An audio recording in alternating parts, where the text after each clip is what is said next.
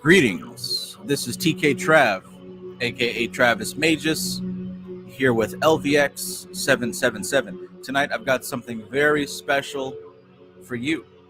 And if you listen to what the soul is communicating, this video alone could provide the breakthrough that you've been looking for. I'm going to talk about magic. I'm going to talk about how to do magic correctly. And just to step it up a notch, I'm going to talk about what I would do if I lost everything that I had and I had to start from ground zero. If I had to start from rock bottom and the only thing that I had was the knowledge that I've acquired, what would I do to get myself out of rock bottom and into a frequency that I can appreciate, enjoy, and be happy? So if this is something that you're looking for, if this is something that you want to hear, stay tuned, hit that like button, and let's get into it. For sure. Peace and greetings to everybody who is present. I see we got a lot of people here in the chat who've commented. So peace and greetings. Third-eyed Nomad, peace. Hakeem Lamidi, peace and greetings. Star Lion, peace. Amon Ra Centro, peace. Jay Baldhale, I'll catch you next time, peace. Kashigi, peace. Ace in the place, peace and greetings to you.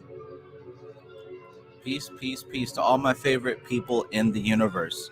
So, what would I do if I lost everything and all I had was my magic to get myself back to where I was and beyond?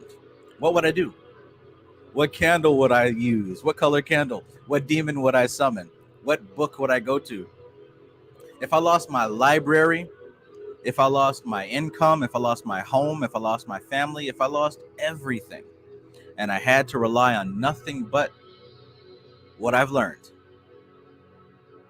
what would I do?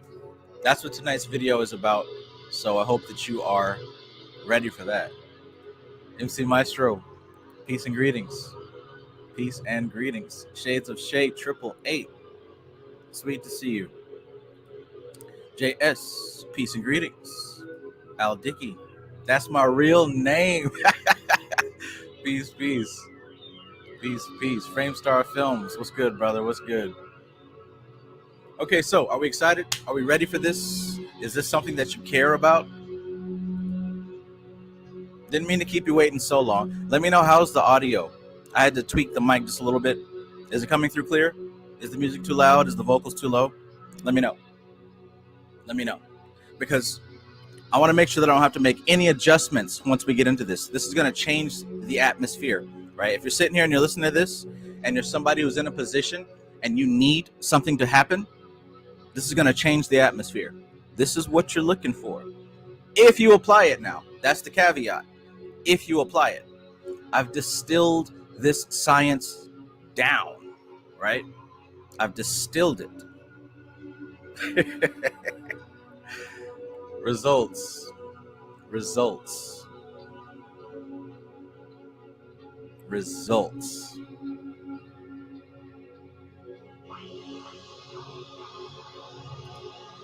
Your soul, your spirit cannot be broke. Your soul, your spirit cannot get sick. Your soul, your spirit is not lonely, not broken down. You're not lost. The body might experience things like that, but the soul, nuh-uh. And when I talk about authority, I'm talking about coming into alignment with that eternal part of yourself that does not suffer lack.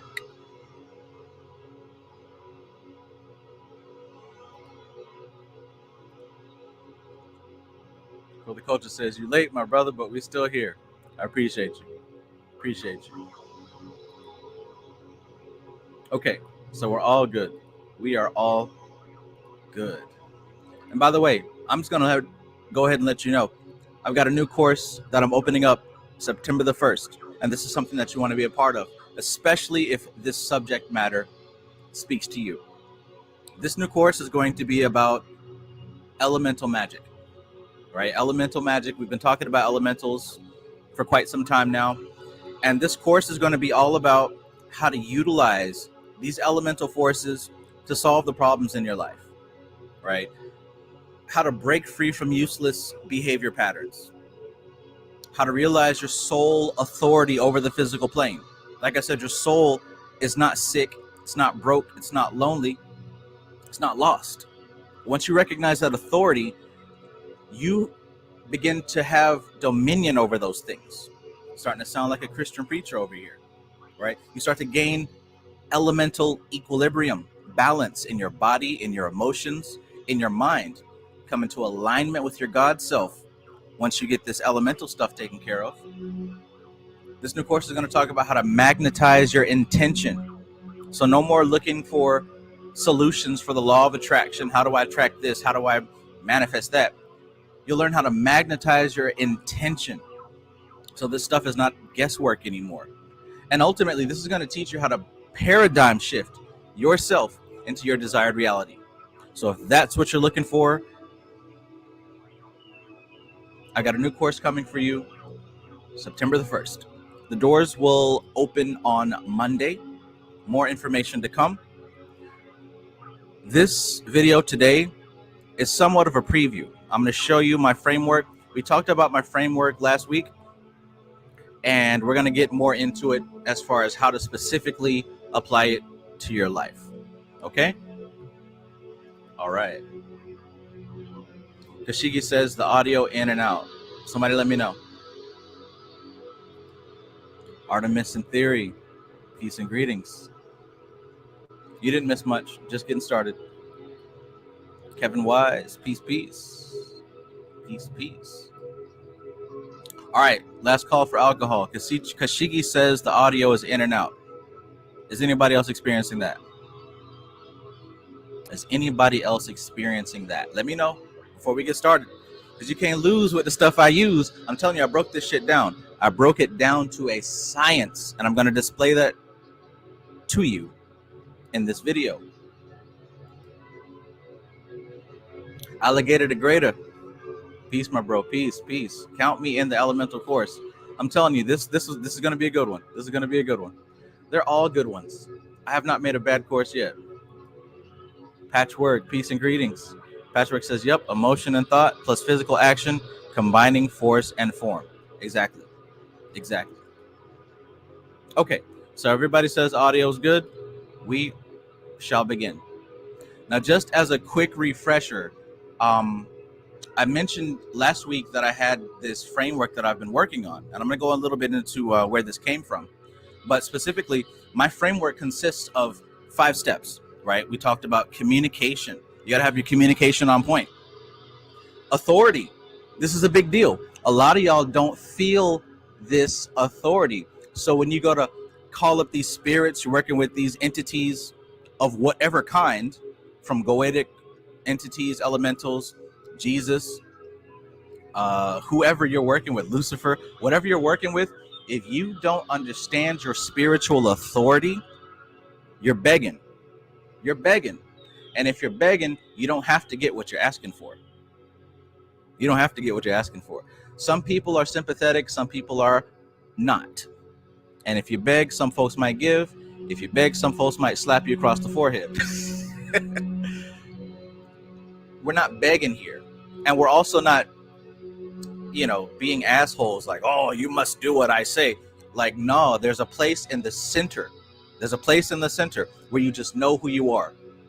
Think about when you get pulled over for speeding or whatever you're doing, and the cop steps up to your car, license and registration, please. He's not begging you for your license and registration. That authority of that badge is going to provoke a certain response from you. For better or for worse, at the end of the day, you got to do what he's telling you to do. We're talking about authority that's coming from a place of knowing, not pretending. We got methodology, and these are my 7 pillars of the Magus method. The 7 pillars of the Magus method. We're going to get into that. The ontology, which is super important when it comes to any spiritual system. You've got to have your beginning and you've got to have your end. That's how you know where you are. When it comes to Christianity, we know that God was first and he created the heavens and the earth. We know at the end, Jesus is coming through with a white horse and a brand new Fortnite map for everybody to coexist upon. When you know your beginning and your end, you're not lost. So you've got to have your ontology. And finally, energy movement. And this is like the magic stuff itself. Do you know how to gather energy? Do you know how to stabilize, neutralize, and hold it like a capacitor? And do you know how to distribute energy? When you know and understand the 5 portions of my framework here, you're not confused, lost, guessing, and trying shit out. This is what I've gathered from my 25 years of study and practice. All the books, all the videos, it all boils down to this. So,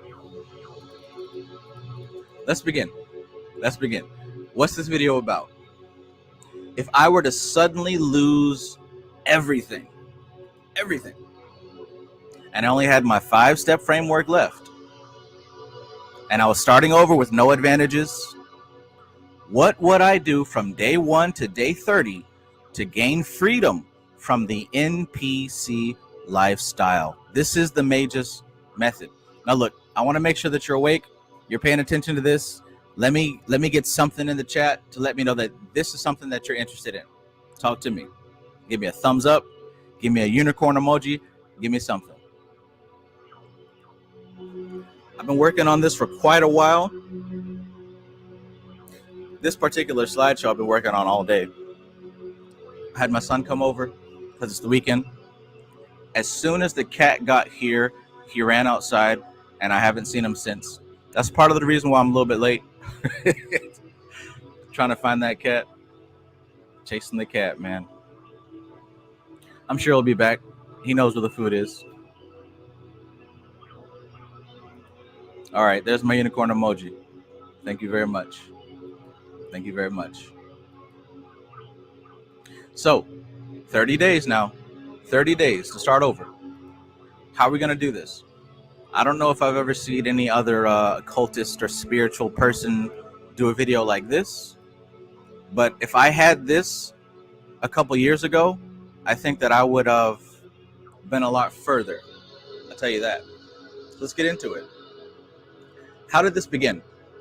So about a year and a half ago, my partner had this crazy idea that we should write a book, somewhat of a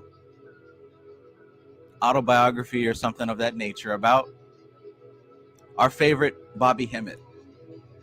She thought that it would be a great idea to put together an actual book and sell it that is all about Bobby Hemmett, because who else better to do it other than me? So what I did in response to her suggestion, which is a pretty good idea to this day, we might still do it, but what I ended up doing was getting a subscription to Serious Times, and I binge watched all of Bobby's videos. Again, I've already been watching them through the years, so I sat there and I binge watched his videos one after the other, taking notes, right? Breaking down his videos, hearing some stuff that I already heard and understood, but also hearing some stuff that I didn't know, right? I sat here and studied this man. And what actually ended up happening was, as my Gemini brain goes, I got a little bit too deep. And when I say I got a little bit too deep, I mean I sat here and created this entire new magical system based around the 12 Titans. So I sat here and I created an entire magical system around Universe B, around the 12 Titans, and everything that Bobby Hemmett talked about. And I was on fire, right? I was really deep into this. All this shit right here, this is not stuff that I had to take from somebody else and present it as my own. This is my hard work that I sat here and found the correspondences to the 12 Titans, their directions, their planets, the zodiac, their cliff-off path, right? The Kabbalistic path. I was seriously building this thing. And when I showed her what I created, she's like, Trav, bro, This is too much. This is not what we originally intended to do. Like, we intended to create a book about Bobby Hemmett, not to create an entire new religion, not a new spiritual system. And I'm like, this emoji right here, like, I'm so invested in it, right? I still think it's somewhat of a good idea, but eventually we both decided that that might have been a bit too much. That might have been a bit too much. So what I ended up doing after that was I practiced it myself, right? And this is where you might have seen me hold up this 12-sided Rubik's Cube. This is why I got this 12-sided Rubik's Cube, because each side represents one of those titans. And if you can see from the correspondences I laid out before, like, I literally had an entire system put together. So I figured that I went a little bit too occult nerd, and we decided to kind of put that to the side, maybe later. But I couldn't help but notice that after everything that I saw and heard from Bobby, and putting together also my own experience over the years, I saw patterns. I noticed patterns that Bobby kept using. I noticed the patterns that have happened in my daily life. And I come to understand that there was a framework. There's a method to the madness. A method to the madness. So in my research of trying to put together a system based out of what Bobby taught, I actually ended up creating a system based on what I teach. Incredibly inspired and set into motion by Bobby Hemmett. Yet this is something that I realized I've been doing all along. And we talked about this last week. The quote that I said last week was, "A magus is one who understands certain frameworks of operations." Frameworks is the key word. Frameworks. In order to manipulate energy successfully and sustainably, that's the key, the practitioner will be skilled in the following. What are the following 5? Communication, authority, methodology, ontology, energy movement, right? And just as a quick refresher, when we say communication, I'm talking about understanding concentration, meditation, understanding your astral perception, being able to see with your astral eyes, not your physical eyes, right? And also hearing, symbolic language, divination. This is your communication setup. Understanding how to do this is going to make it super efficient to work with these entities. So you can receive messages in your dreams, you can receive messages in your rituals, etc. ad nauseum. Authority, right? Understanding self-deification, Purusha, higher self, knowing who you are. You're not the flesh, you're not the animal beast body. You're something much greater. And because you're something much greater, this is why you have the right to command the energies of your environment. You have the right to do that. It's yours, but you believe that you don't. That's why you suffer.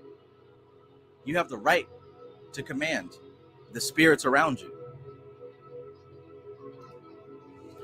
Elemental balance, celestial balance, and criteria for success. Understanding that the elements around us and their configuration is what manifests the situations that we deal with. This is why in this course that I'm creating, or that I'm offering here, that's why it's so important. Because once you harmonize the elemental forces in your life, you can manifest what it is that you actually want instead of receiving whatever you get. We're going to talk about this in this video. Methodology, the 7 pillars of the Magus method. You might hear me say things like, is it useful and appropriate, right? Maintain your frame, right? Different things like that. We're going to get into that as well. Ontology, like I said, knowing your beginning and knowing your end. And the beginning starts with the union of consciousness and matter. That's your divine masculine and your divine feminine. That's where this whole thing begins. That's where this whole thing ends. We also talk about the planes of existence, from the physical, the astral, the etheric, the mental, the spiritual. We talk about universe B. Well, I haven't really talked about that yet, but I've been saving that for the right occasion. Possibly this course, hint, hint. And then, of course, energy movement. This is how you utilize trance and self-hypnosis, ritual. This is how you understand how to balance energy, build energy, and to send energy out. All right. So now we're caught up on that. In terms of this methodology aspect, we're going to talk about clarity of purpose. And this is one of the most important things, right? Correspondence, consistency, clarity of purpose, resonance versus dissonance, context versus content, useful and appropriate, state control. We're also going to talk about authority here as far as the inner navigational system. You've got to be able to have an inner navigational system to know what step to take next. Without it, you're scrambling and scraping. And Diddy likes it. Diddy likes when you're scrambling and scraping. So let's get to it now. Let's get to it now.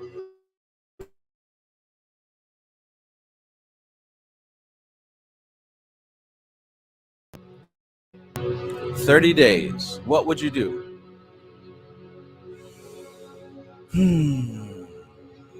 Okay, so 11/11. Nice. Right on time. Right on time.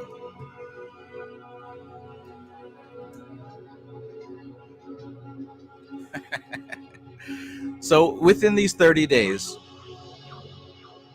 there's about 6 things that I'm going to focus on, right? I'm going to focus on accountability. I'm going to focus on building the energetic destination. I'm going to focus on creating or finding an entity, right? I'm going to focus on establishing routines. I'm going to focus on facing the resistance, facing the devil, right? Facing the enemy. I'm going to focus on trusting the process. In other words, establishing authority. Maybe take a screenshot, maybe not, it's up to you, but I'm going to explain each one of these steps in detail.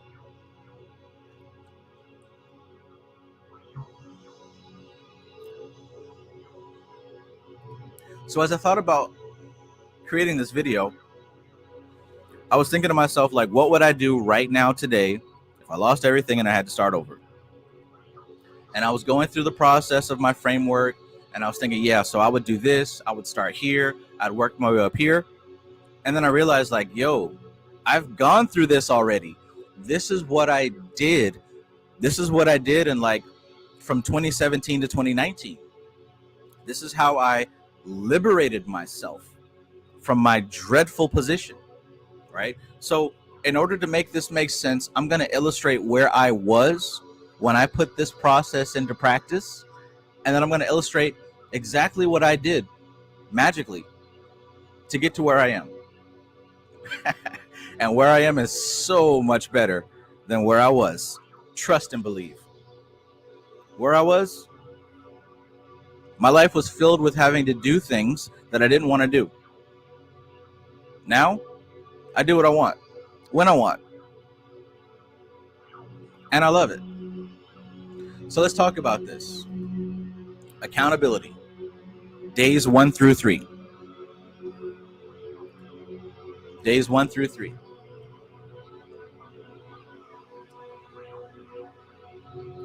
Peace, Chewy Center. Thank you, Patchwork.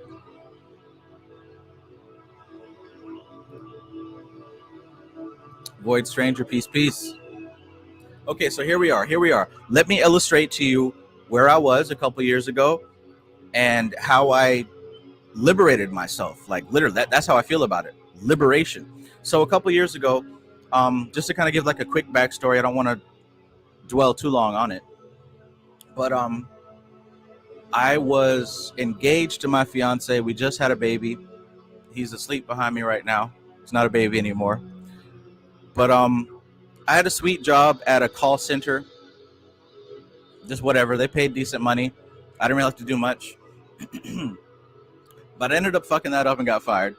Now, we could say it's because I started dabbling with the clip-off and trying a bunch of dangerous things magically that I had no idea what I was doing. We could say that. But just to kind of keep it practical, let's just say that I was imbalanced and I was irresponsible. And that's what led me to lose everything. So here I am, grown-ass adult. My baby mama is paying for all the bills. Here's my baby crying. He's got food and stuff, but I'm damn near useless because I don't have an income. My car stopped working. I have nothing to show for myself, right? My baby mama comes home and is paying the bills, and I've just been sitting at home all day. Eventually, we decided that it wasn't going to work out anymore, and we split. Before I left and moved out, I was scrambling to try to make anything work. I was trying all sorts of things just to make some ends meet. At the very end, I finally got a job. Got a job at Lowe's. That was my last job, and that is my last job. And it was completely different from anything I've ever done. But here I am, finally got some income, and in my head I'm thinking, okay, she'll take me back. Now that I've got stable income, we can work things out. Didn't work out that way. So here I'm at this job, and I'm growing my beard out, and I'm getting my little haircut, and I'm wearing my little tucked in shirt, my jeans and my boots, and I'm doing my thing. But I didn't like the job. It's not that the job was hard or anything. It's just I didn't like the people. I didn't like the way that I was being treated. They kept assigning me tasks that I did not sign up for. Right? You ever been in a job where you sign up for this, but they're making you do all this other shit? There was no respect, right? There was no respect for me because I didn't have respect for myself. Now, this was the first time in my life that I got my own apartment. Just for me, not living with anybody. Like, it was my own apartment. That part was cool, right? I'm living on my own, doing my thing. But what I'm understanding is that, like, I barely have any money.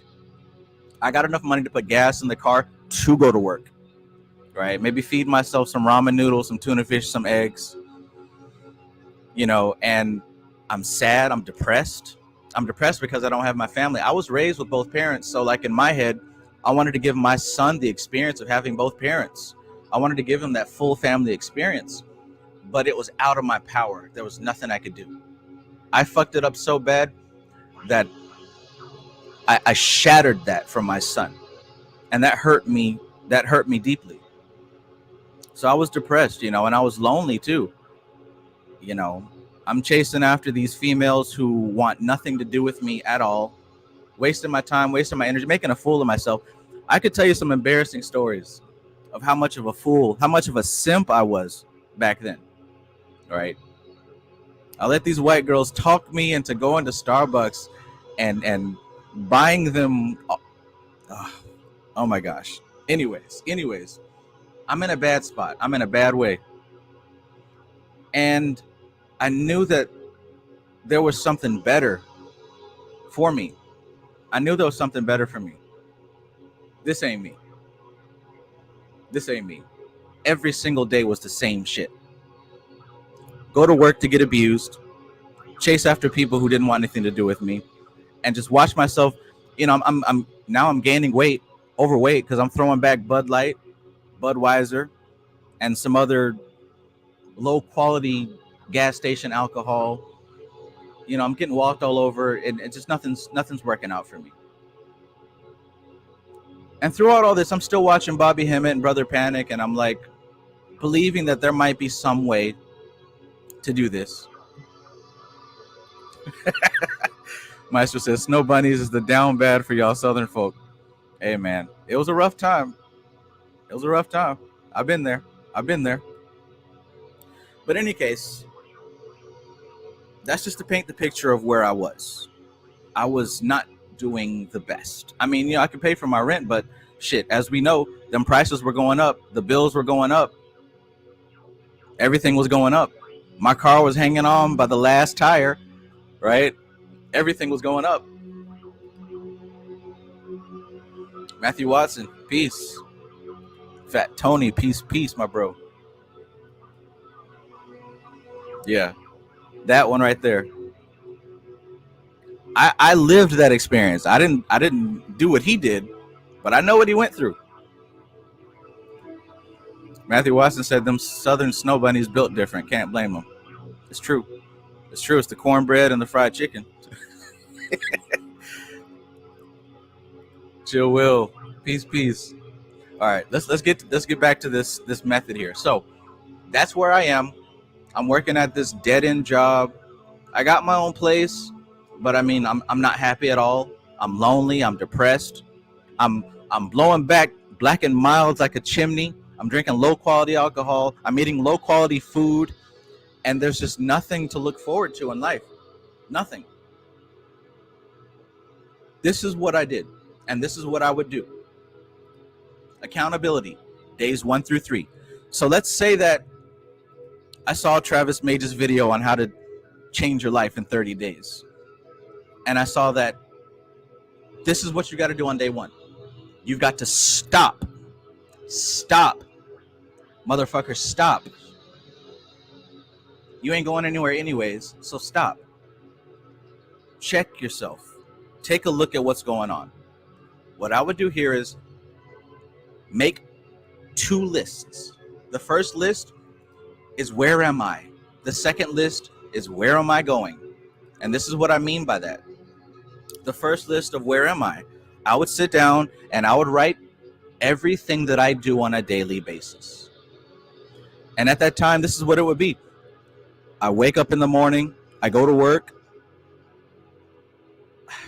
I get frustrated. I write down what I'm doing and what I'm feeling. The frustration, the depression, the hopelessness, the uselessness. Because throughout all this time, there's baby mama drama and I can't see my son. Sometimes I can't, whatever. I can't provide for him the way that I want to. I'm feeling useless. I'm feeling depressed. I'm feeling powerless. What am I spending my time on? I'm getting drunk, smoking cigarettes, black and milds, whatever, looking at porn, right? Maybe smoking some weed here and there, wasting my time with video games. I'd write a list of all the things that I'm wasting my energy on, or just all the things that I'm spending my time doing. Next, I would take a moment and focus on where I want to be. And I'd begin to write a list of the things that I would like to be doing with my life. I'd like to have an exercise routine. I would like to maybe spend time with someone who does appreciate me. I want to do work that allows me to utilize my creativity, that allows me to utilize my visionary aspects, my strengths, right? I'd rather do work that is suited for me. I want to spend my time learning, growing, right? Write a list of the things that you'd much rather be doing. These are 2 lists. And this is the time to be honest. This is not the time to try to make yourself look good because it's just you, right? So for the first 3 days, I would stop, get out of that trance of being a loser.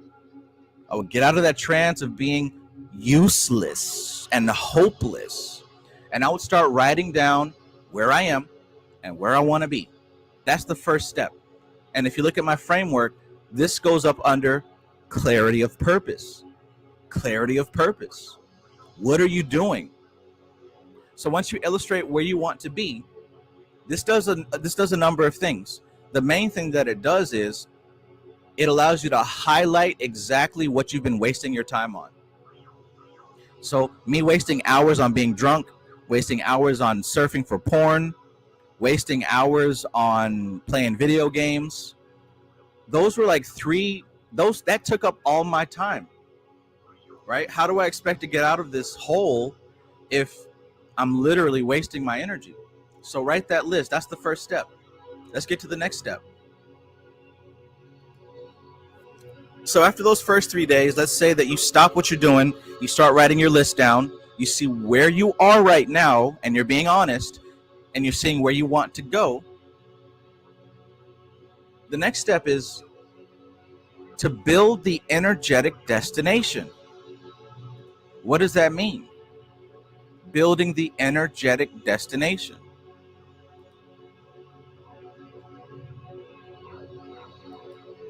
Zero, peace. So when I say building the energetic destination, this is where the magic begins. This is where the magic begins because you've got that list that you just wrote out of where you want to be.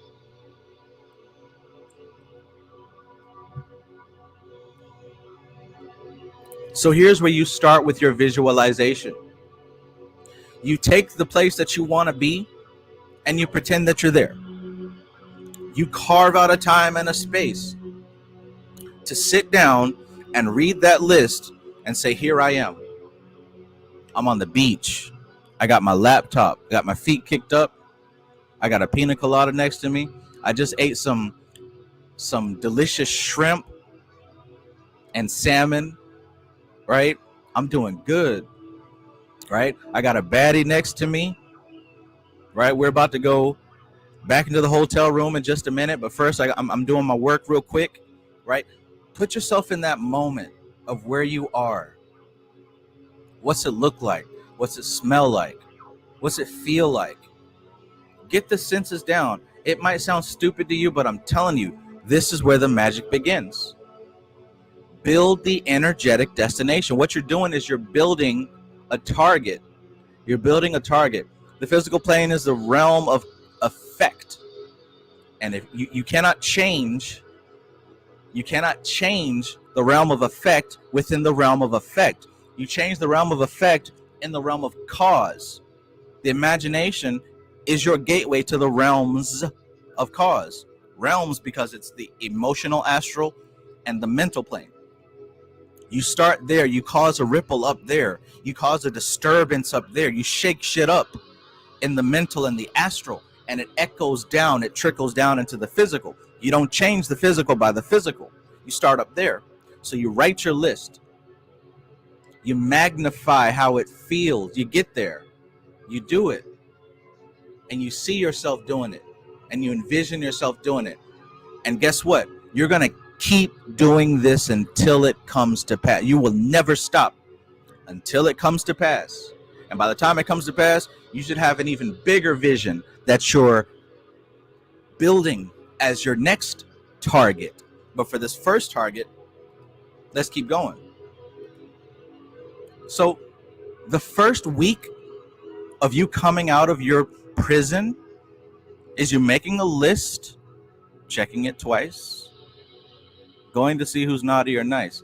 You're going to build the list of where you are, where you're going. You're going to get clear on that purpose. That's the first step. The second step is to build what that destination looks like, what it feels like, what it sounds like. And you're going to continue to manifest it. So what happens next? Now, I don't have the days after this, but after that first week, you should be doing this stuff regularly. Okay? So here's what happened next. I understood the assignment. I knew where I wanted to be, what I wanted to do. I knew I wanted to make YouTube videos. I knew I wanted to make YouTube videos. I knew I wanted a white furry unicorn gamer chair. I knew I wanted these lights. I knew I wanted a fucking princess canopy over my bed. I knew I wanted that shit, right?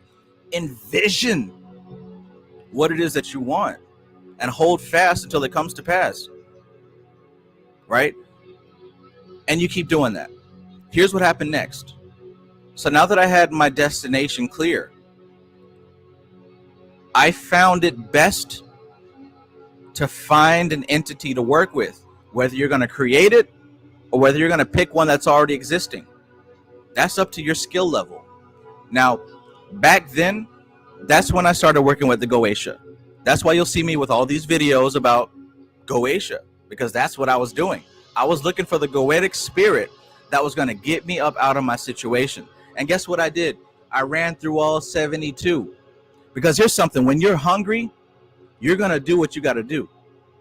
When you're hungry, you don't have time to pick and choose. You're going to do what needs to be done. I was hungry. I worked through all 72 spirits. Somebody's got my answer. And I'm gonna talk to each 72 of you until I get my answer. Right? When you're hungry, you go all out. Now, I don't know if you're hungry. Maybe you're comfortable. Maybe you're comfortable. But when you're hungry, you go all in. So here's what I'm saying. At the time, I worked with the Goetia, and that is a great system. It's a great system because it helped me to understand and learn how to work with a system of spirits. Please understand that whenever you see these gods and goddesses, they are part of a system. Shiva is part of a system. Ogun, Oshun, Olodumare are part of a system, right? Pambagira, they're all parts of a system. You understand that? Now, if it was me today looking back, instead of working with the Goetia, I would have formed my own elementals. That's what I would have done. And I have my reasons for doing that. There's nothing wrong with the Goetia. The Goetia is awesome. But if I was doing that today, I would have customized elemental spirits specifically for my needs, right? For example, elemental spirits can most certainly get you what you're looking for. They work no differently from the others. I've created certain entities that have been so potent that they've gotten results for other people, right? I made a money entity that has been able to get several thousands of dollars for people who've used it, right? Several, not 2,000. I created an entity that has been able to manifest money for people. I've created entities that have done all sorts of things for other people, because when you customize an elemental, you program it specifically to your specifications. That's what the course is about. Another option is to go with ancestors. Yes, you can utilize ancestors. I had an ancestor altar at that time, and I still keep my ancestor altar, because nobody understands earthly matters more than people who've already been here. And then, of course, there's all number of gods and goddesses that you can choose to work with. But what I'm saying is, it helps you to gather an entity who's already in alignment with the correspondences of the things that you're trying to achieve. This is going to help you to get additional support, and it's going to help you to exercise your psychic abilities, because truly, here's the secret, these entities are vehicles for your power. Did you hear what I said? These entities are vehicles for your power. I don't care if you're a Christian. I don't care if you're a Satanist, Luciferian, whatever. You're simply using your God of choice as a surrogate. And you place your power inside of it. And you put your hope and your faith on it, so it'll work. And even after I tell you that, it still works that way. Just because you know that doesn't mean it doesn't work anymore. When they talk about the blood of Jesus, right? When they talk about the blood, I know it was the blood that saved me. It's a vehicle that you put your own faith into, that you put your own power, your own substance into. So choose an entity. Choose an entity.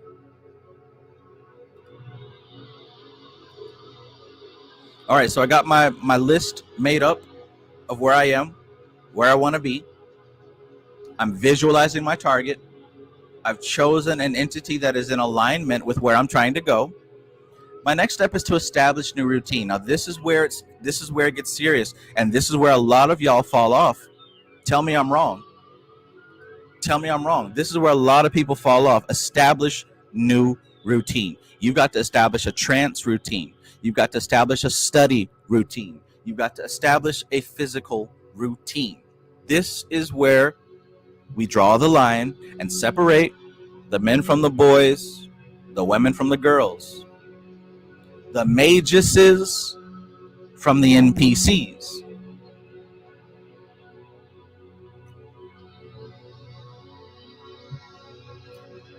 It's supposed to hurt. If that stung, it's supposed to hurt.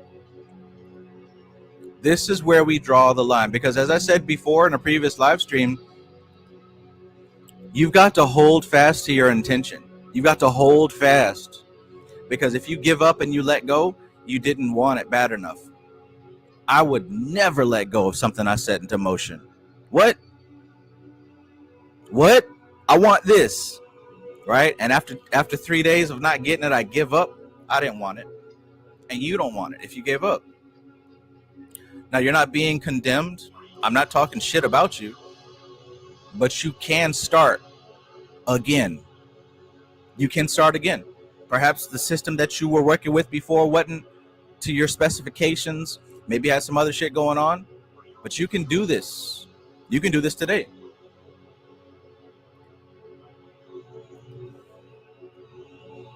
So what do I mean by this? Let's get a little bit deeper, because I know that's kind of vague and I know that might not mean much. Let's start with this one. Establish the trance routine. This is probably, I mean, they're equally important, but this might be the most important. When I say establish a trance routine, you've got to start to establish, okay, so what I said before was, in my past, you know, when I was broke down bad, my life consisted of going to work, looking at porn, getting drunk, and maybe, you know, smoking some weed, listening to some music, playing some video games. That was my life. That was it. That was it. I wanted more, but I just didn't have more. When you're establishing these routines, you've got to cut out what is not useful and what is not appropriate to your goal. And you have to inject new behaviors that are useful and are appropriate. Now, this isn't something that you got to go out of your way to find. This starts with you. Check it out. Talk to yourself. If you spend 4 hours on porn, maybe it's time to cut that out. If you waste your entire night getting drunk, getting high, and you're useless for the night, maybe it's time to cut that out. And instead replace that with positive self-talk. Sit your ass down in that room and talk to yourself.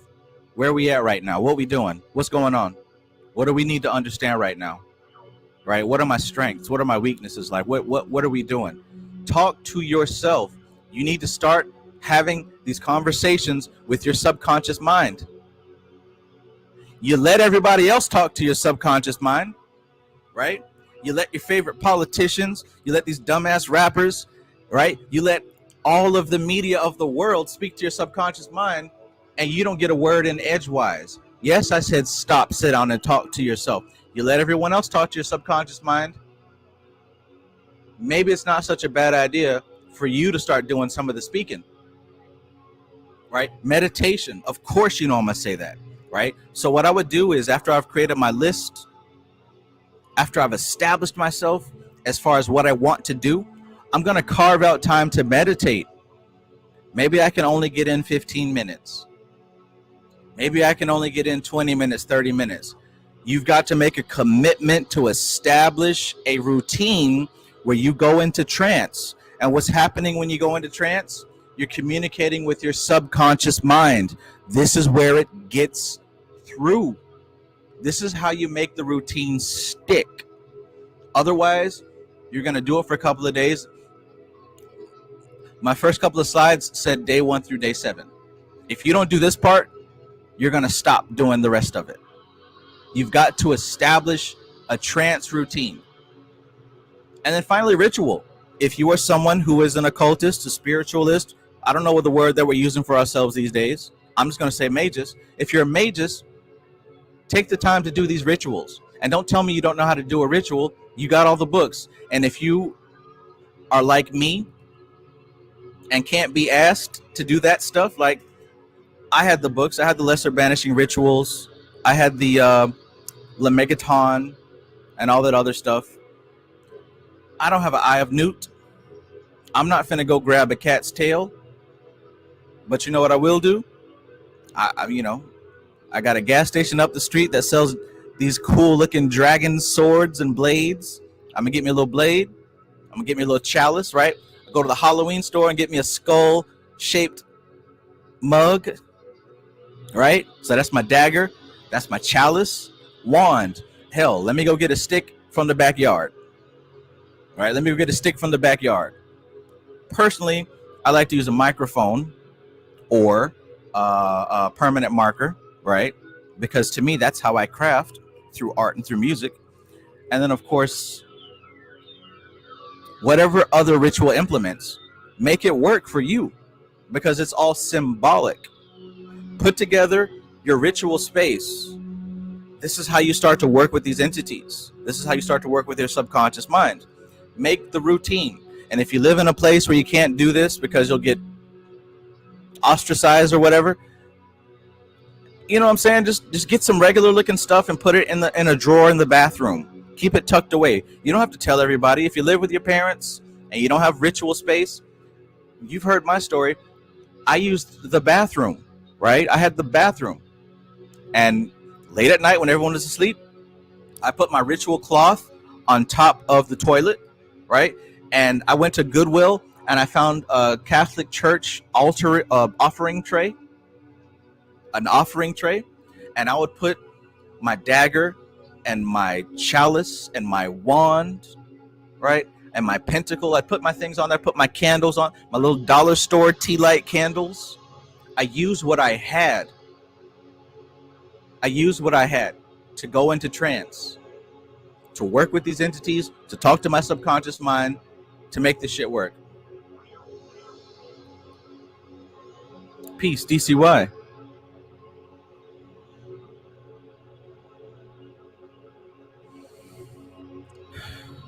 So establish the trance routine. Establish your study routine. Now look, this doesn't have to just be about magic and spirituality. If you're in a position like I was, I needed money. We all need money, right? I needed money, and I needed to get this anxiety off. I needed peace. I needed freedom.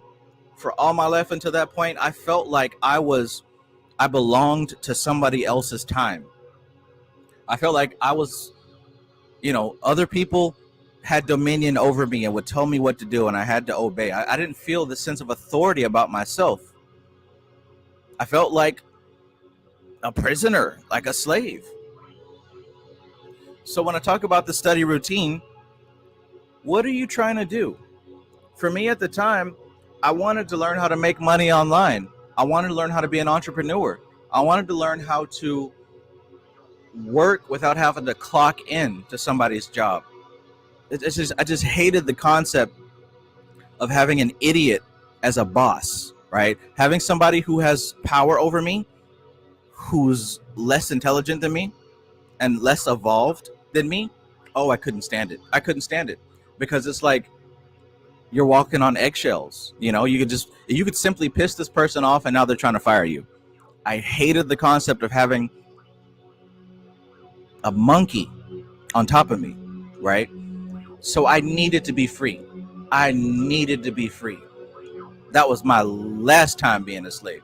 So in my case, what I was studying at that time was entrepreneur books about how to make money online, how to do things like that.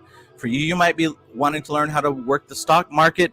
You might be wanting to learn how to, sports, gamble, whatever the thing is that you're trying to get into.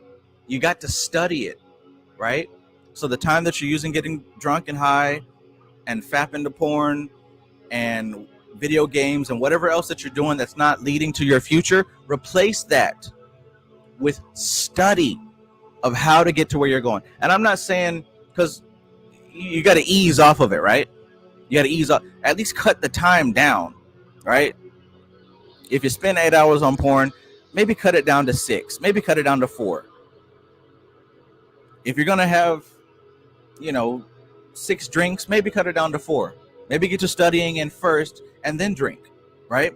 Find a way to implement this into your life, whether it's through books, whether it's through YouTube videos, whether it's through mentorships and courses. You have something available to you that's going to help you to get to where you're not going to get there if you're not putting in knowledge from people who are already there. You see how that works?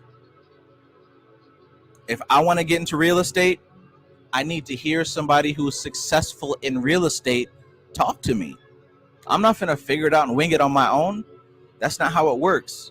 You learn from people who've done it and who are currently doing it. You don't have to wing anything. It's 2024. You don't have to figure out anything by yourself.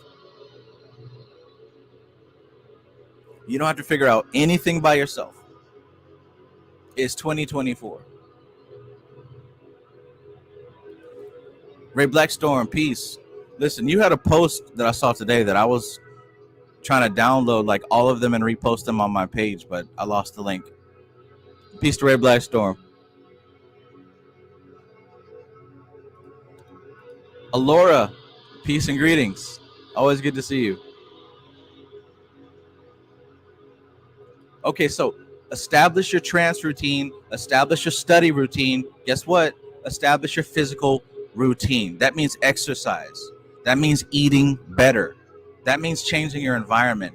So at the time, like I said, I didn't have much money. I didn't have much going on for myself, but I worked with what I had. What I began to do was I began to walk. Something about late at night when everyone's asleep, I love it. I love it. I must have been a vampire, but I love it when everyone's asleep and like the whole world is just mine. And what I used to do is I used to walk around the city. By that point in my life, my car broke down and I couldn't afford to fix it. So I used to walk around the city, 3 a.m., 4 a.m. I'd walk and I'd have these conversations with myself and I'd dream about where I'm going to be, what I'm going to do. And during these walks, I would be living my vision. I'd be living, no headphones, right? Because, you know, I keep your head on a swivel. I'm not ridiculous. There was one time that I met this homeless, it was cheap. I walked past the elementary school that I went to, and this homeless dude popped out the dumpster. There's some good shit in here, man. You want? Okay. I was like, yeah, man, just I don't know. He was saying some gibberish to me. But anyways, get your exercise in, right? I was losing weight. That was helping one of my issues because I was getting a little round. You need to get some exercise because that's going to get your blood flowing. It's going to get your heart rate up. It's going to get you some fresh air. And it's going to allow you to shift your state. We get so comfortable and so lazy when we sit still all day or just looking at our phones all day. Get up and move. Get up and move. I'm telling you, you're going to be able to find a way to implement this and it's going to work. Food and health, right? Unfortunately, for some people, it's more expensive to eat better. But when you can, do it, right? Maybe you can cut out the sugar. Maybe you can stop drinking all the sodas and all the monsters. I'm notorious for my monsters, right? But I'm not slamming one now. Maybe you can cut back on some of these things and allow your body to heal itself.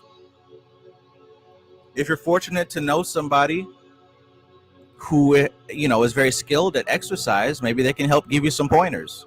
Maybe you can actually go to that gym membership that you've been paying for. Your environment, clean your room. Organize your thing. Get rid of stuff that you don't need anymore. Get rid of those things that remind you of the pain. Organize your environment. I'm telling you, if you do these things, if you structure your physical routine, your mental routine, and your emotional routine, this is going to allow the manifestation to come through so much more clear. So what happens next? Face the resistance that Prakriti throws. Face the resistance that Prakriti. What am I talking about here? Does anybody know what I'm talking about here?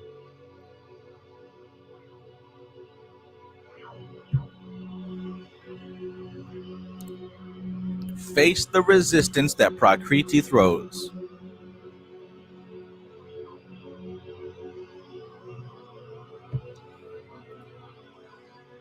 You know what I'm talking about?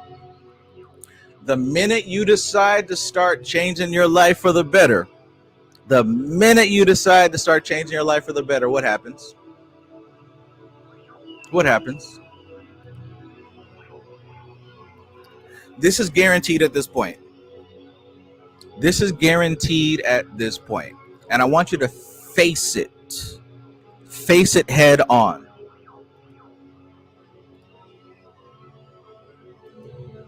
Matthew Watson says the karma that comes up when you're getting tapped into higher light. Exactly. What happens is that, okay, so you get what you believe. You get what you believe. Write that down. And here's why. You don't have any control over your beliefs. It's not up to you. Your beliefs are programmed through repetition, through emotional spikes, and through symbols. You don't just talk yourself into believing something. You don't just sit here and watch my video and say, oh, Trav is right. I believe Trav. No. You either believed me before this or you had a life experience that confirms what I'm saying. And if you didn't have either, you're just hearing my words until you have an experience. So when you're attempting to live better, when you're attempting to get the physical routine down, the emotional routine, the mental routine, when you're actually doing all this stuff, you're now challenging yourself. Because before you started on this 30-day challenge, you believed that you deserved everything that you had. I believe that, damn, I failed my family, I failed my son, I failed my father, right? Because he wanted me to be all these great things. I failed myself because all my life, my teachers and my bosses have been giving me this mantra saying, you have so much potential. I don't understand why you don't live up to your potential. I've been hearing that shit all my life. And I started to believe it because they'd tell me that when I'd get in trouble or when I'd do something not up to their expectations. Oh, you've got so much potential. I just wish that you could live up to your potential. That's not encouraging. That's damaging. So my beliefs were I deserved the low life that I was experiencing. I thought I deserved it. I wanted better for sure. But I felt like I deserved being lonely, being broke, working at that dumbass job.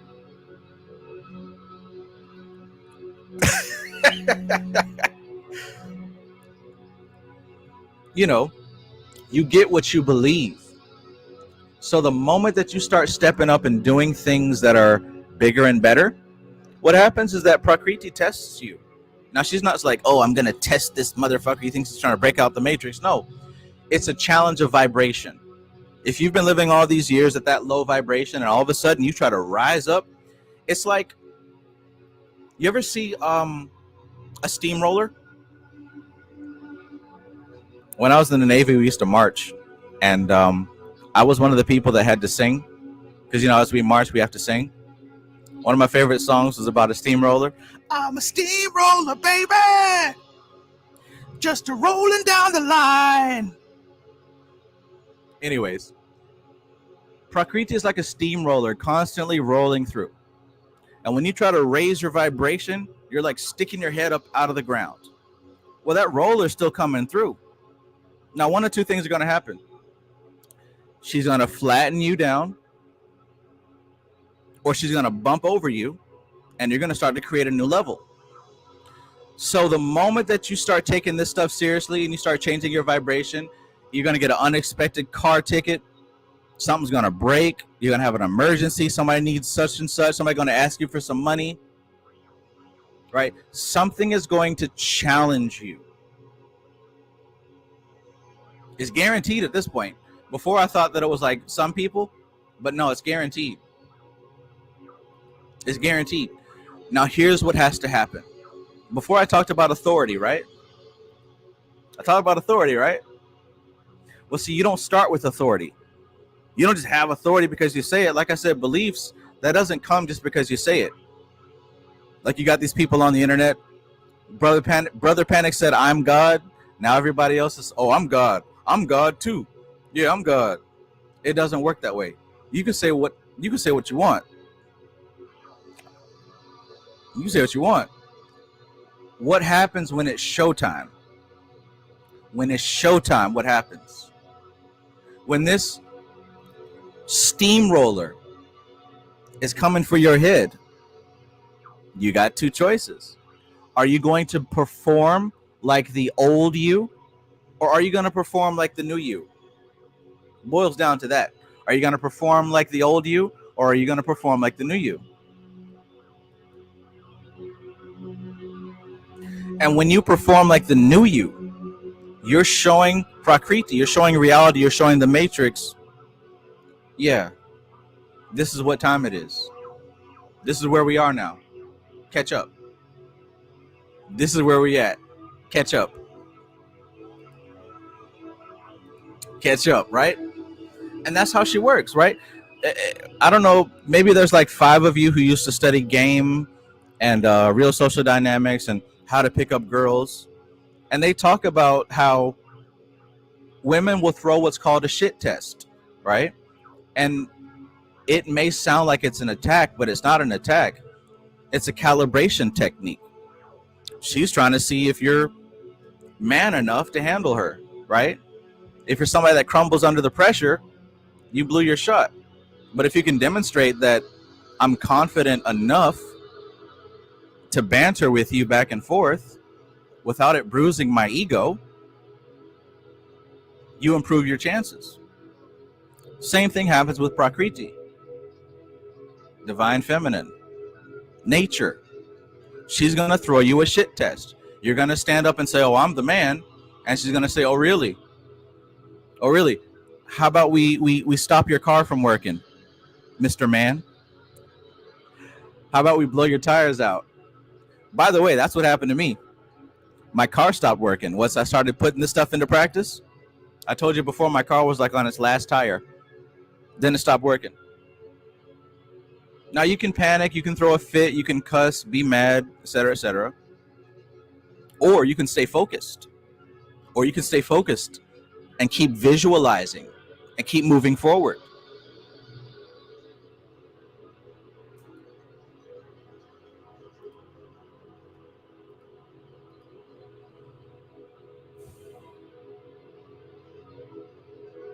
There's something I want you to remember when these hard times come, because I know that there's some of you who are definitely putting your manifestations and your intentions into practice right now, and you're getting tested right now. Somebody got tested tonight.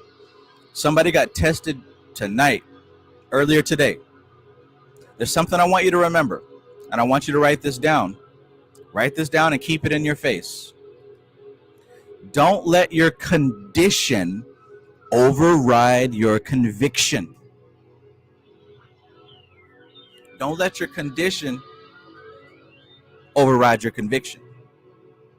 Screenshot it, write it down, get this into your head. If you're somebody who is raising your frequency right now and you're facing life's resistance, let me tell you about the devil. The devil is called the adversary, the accuser. You ever read Michael W. Ford? The adversary. It's not a bad guy. The devil is the personification of that force that challenges you, that tests you, that says, okay, so you think you're about it? Let's find out. Come to love that. Come to appreciate that. Because when you overcome that, that's when you gain your authority. That's when you gain your authority. That's when you really see, okay, I'm actually making moves. I'm making waves. I'm stirring up the pot. I'm causing the energy to fluctuate so much that they're trying to bring me back down. That's power. That's power. So get this written down. Don't let your condition override your conviction.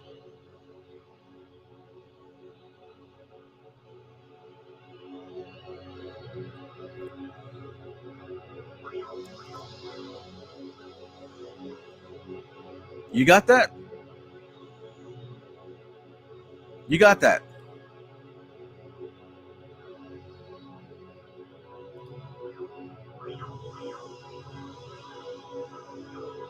Somebody got it.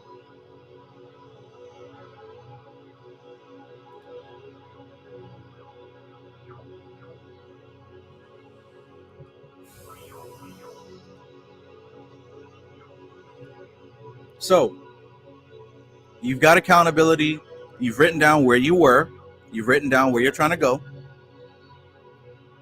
You started your routines, right? You've built your energetic destination. You started your mental routine, your emotional routine, your physical routine. You're doing the work. This is doing the work, not reading some book that you don't understand. This is raising your frequency. When I talk about the physical routine, when I talk about that mental routine, that study routine, that energetic routine, this is raising your frequency. Because all the stuff you were doing before, those things were symptoms of a low frequency. When I was living where I was, and that shitty apartment that was falling apart, paint peeling off, the rails to the stairs were wobbly, right? They didn't fix my oven or my air conditioning for months. Those are all representations of the low frequency I was in, and I accepted it. But when I started to raise my frequency, I was becoming unfit to exist there. I had to be moved to another place. This is how you raise your frequency. This is how you raise your frequency.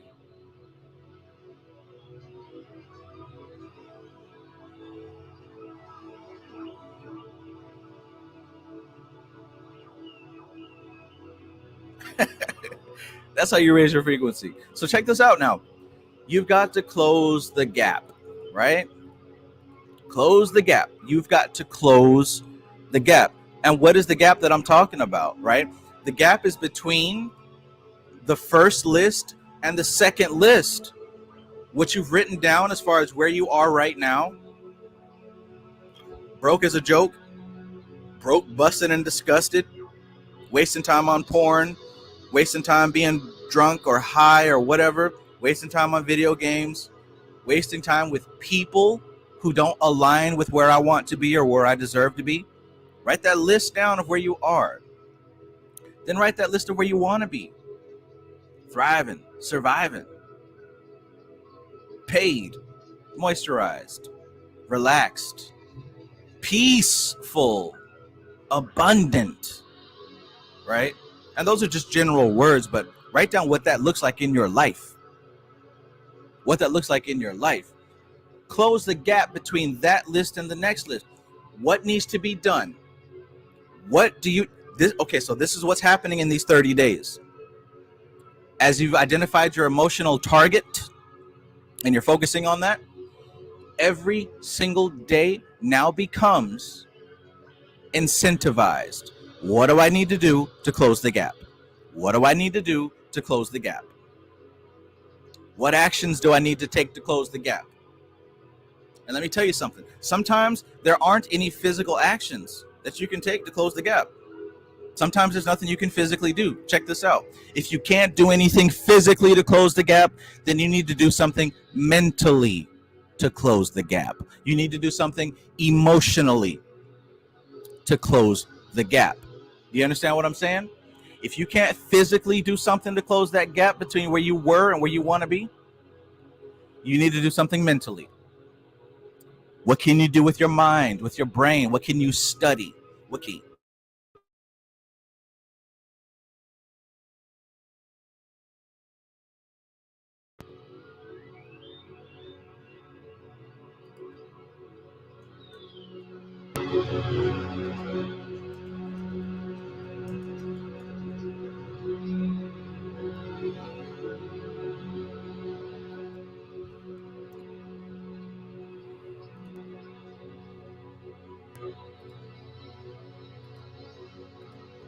What can you do to close that gap?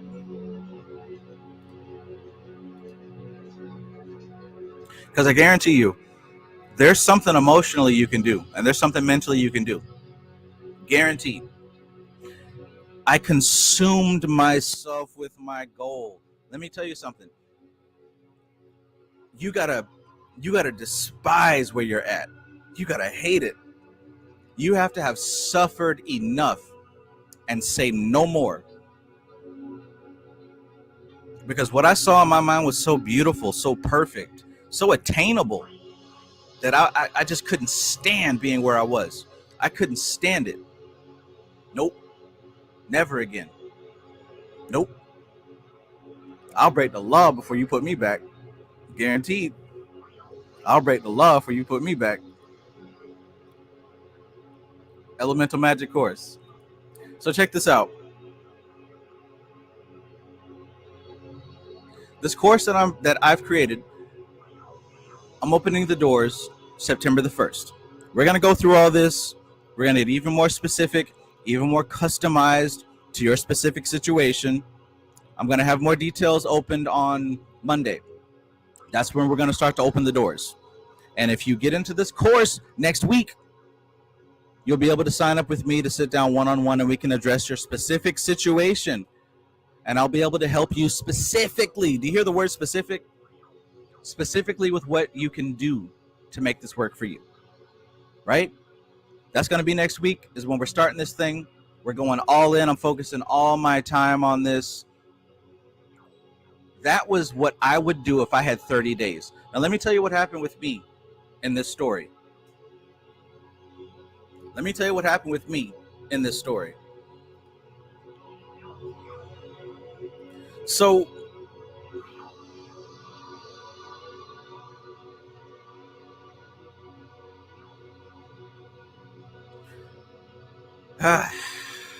what a world.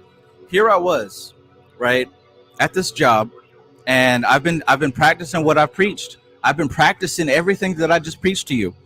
And I was studying entrepreneurship, how to make money online. I didn't make any money yet. Like before, when I lived with my baby mama and I was like jobless at the time, trying to make ends meet, I hooked up with some dude who had his own business, and like I made a advertisement for him once, but I don't really count that because somebody else was kind of just looking out for me and they kind of felt sorry for me.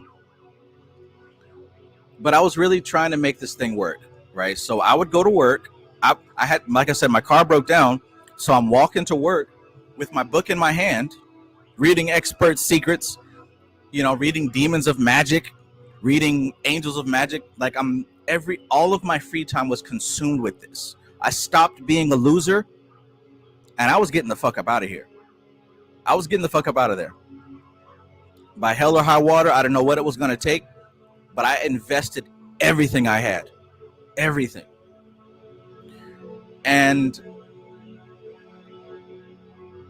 one day, and here's the thing about manifestation, when you're getting your frequency adjusted and you're raising yourself up to the level where you want to be, you don't exactly know how the opportunity is going to come. You don't know exactly how it's going to manifest. You know it's going to manifest, but you don't know exactly how. I didn't know how, I didn't know when, but the air was pregnant, right? The air was pregnant. The manifestation was palpable. I knew it was coming soon. And what had ended up happening was I got hired onto Lowe's to mix paint, and I loved it. I was a superstar, right? I had my little tape. I don't know if you've ever seen the paint department in Lowe's, but they got this little shelf bar, and then you see the person with the machine. I used to do this shit without looking, you know what I'm saying? Like, I take a look at the card, spinning shit around like a bartender, you know what I'm saying? I was a superstar. I think they hated that because I was shining so bright. But anyways, that's what I signed up for. But they had me doing all kinds of other stuff. So here I'm cutting blinds. I was the only person intelligent enough to understand the blind cutting machine because it was like this computer thing. Well, anyways, I'm cutting blinds. The boss comes and asks me to come to the office. I'm like, okay, whatever. I thought that, I don't know, I had some other order to put. But no, they sat me down. They're like, all right, Travis, do you know where this $200 went? I'm like, what? Apparently they dug up some old situation from literally a year previous. Apparently somebody bought blinds and they got a refund on a gift card. But I don't know. They lost the money basically. Now they could tell that it wasn't spent. Like, I didn't spend it. It wasn't like a scam or anything. They just literally lost the money. And they're like, yeah, so we gotta let you go because of that. I'm like, well, what if, can I just pay the $200 to keep my job? And they're like, no, it doesn't work like that. We're gonna have to let you go. They wanted me out of there for whatever reason. So I was fired, just like that. They walked me out, the walk of shame, right in front of all my employees. And I'm walking home.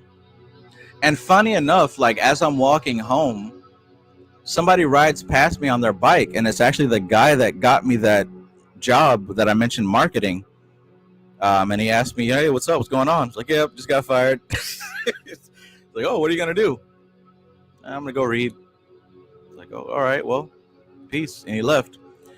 And I realized I felt a lot of things. It was just this mix of emotions, like,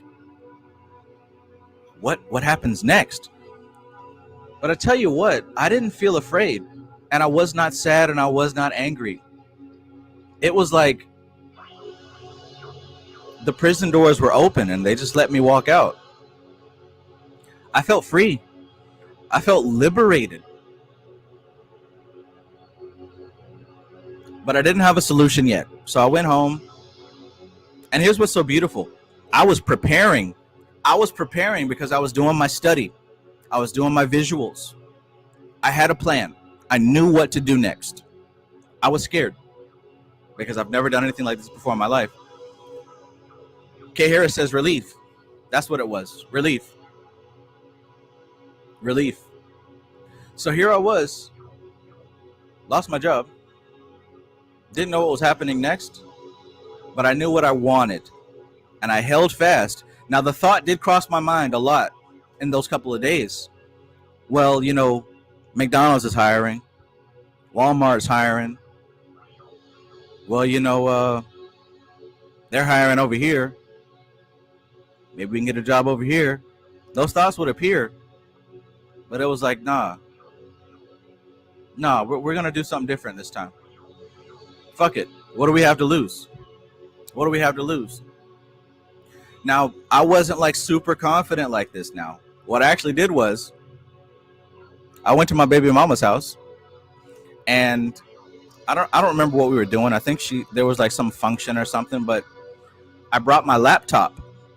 I brought the Kabbalion, and I brought Ophiel's Getting Material Things Through Creative Visualization. And I said, you know what? I'm going to launch. I'm going to do my first internet thing. And I sat there and I worked on it. I grinded. I stayed up night after night. I created that online thing that I had been studying and imagining and visualizing. And I built it. Then I opened up the Facebook group and I posted the link. I said, hey guys, I'm doing this thing. If you want to buy it, here it is. I was terrified. I was so scared. I closed my laptop and I hid under the covers, slept in her bed. I didn't want to think about it at all. I just went to sleep. I was so scared because like I didn't want to face like people saying, no, what the fuck is this? Who the fuck are you? Da da da da da. I didn't want to feel any of that, but I did it anyways, right? I did what it was I was working on. Woke up the next day. I didn't check it. And we eventually went out to the function. So we're driving out. We're doing our thing. I'm hanging out with my son. You know, we're having some family time. And I get a notification on my phone. And I look at it. And it's my first sale. My first sale ever. I'm like, wow, it's okay. This is good. A couple of hours later, I got my second sale. Then my third. Then my fourth. Then my fifth. And I think maybe in 2 days, my rent was covered. And I wish that I had a picture or a slide to demonstrate the feeling that came over me when I realized this is going to work. All the hard work that I just put in, this is going to work. I had these crystals that I bought from Michael's. Michael's is like a craft shop. And there were these little crystals, and they were like pink and like teal. They were like this really weird color. I thought they were really nice looking. I used to carry them with me on my walk. The feeling felt like those crystals. Maybe because I carried them with me when I was on my walks, but I felt liberated. I felt free. I felt free for the first time in my life. I didn't know what freedom was. But man, that first product that I launched, it eventually came to the same amount of money that I was making at the job, like the exact same amount. But I was so happy because you know what? It was that same amount of money, like $11 an hour I was making, minus the 40 hours a week of bullshit. Same amount of pay minus the 40 hours a week of bullshit. And let me tell you, I was so grateful. I was so grateful. I think The gratitude that I felt in that time frame, unlike any other time, I was free. My time was mine. My time was mine.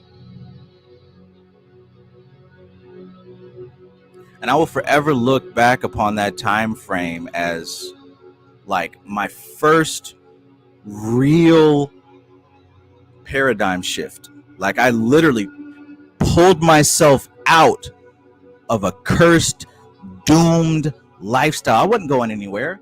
Like if I didn't get into magic, I would still be there. I'd be overweight. I'd be severely depressed. Used and abused, low confidence, just drifting through life. My son probably wouldn't respect me. Baby mama wouldn't respect me. Who knows, man? Who knows? But I pulled myself out of that.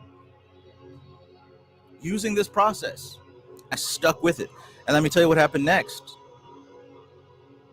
I kept going. I kept doing every step. And what I learned was that was the first shift. I needed to do a few more shifts to really get to that level that I was envisioning. Because, I wasn't in the hood, but that apartment complex was kind of like low quality. And the low-level dope boys started to move in. The type with like no discipline, no respect. They started to move in, started making trouble in the neighborhood. So, eventually I manifested a house that was actually half the price of that fucked up apartment. So I moved up. Manifestations kept happening. I kept getting deeper. I kept doing these practices. I got better at everything. And I'm still doing it. I can't complain. Honestly, I can't complain. So what I would say, if you are somebody who's in a position where you feel like you're at rock bottom, or you feel like life's not where you want it to be, nothing's working out, that magic can help you, follow what I said in this video. Go through these steps. Because what you're going to find is that you're going to shift your mind and your emotions into the future, and the present will have to catch up. Now, depending on how big your goal, your intention is, it may not happen in 30 days. It may happen in 60 days, 90 days. But here's what I learned. You make a shift, then you make another shift, then another shift until you catch up to the vision. But it starts with the clarity of purpose. You got to know where you are, and you got to know where you're going. And you got to stick with the program. You got to trust the process. You got to keep doing it. Your physical routine, your mental routine, your emotional routine, your trance, right? You have to keep doing this stuff. This is how you break free. No matter what level you're at, really. This is how you break free.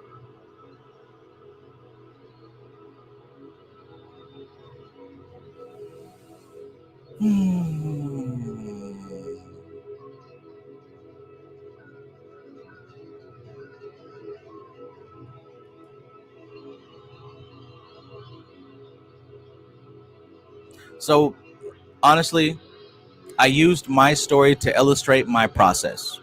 This was not me trying to, get people to congratulate me.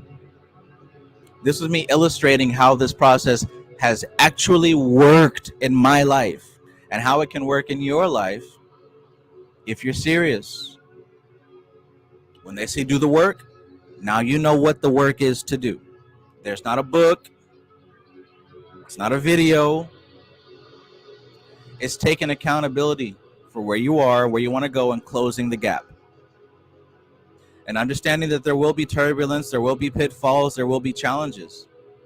And in those moments, you've got to understand that there's a choice to be made. Am I going to react like the old me, or am I going to react like the new me? It's that simple. It's that simple. Trav, what color candle do I use? Use a blue candle. Trav, what demon do I summon? Summon Lucifer. Right? But after we get all that out the way, do what I just said. Do what I just said.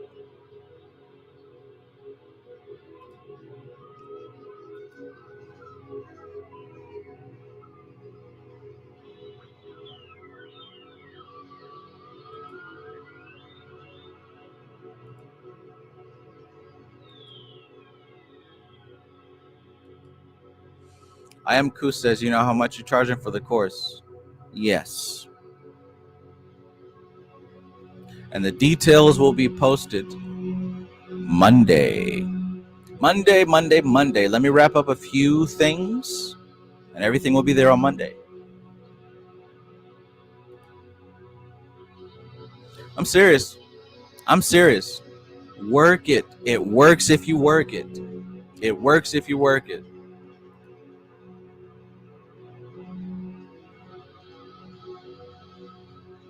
Yevon Light, peace.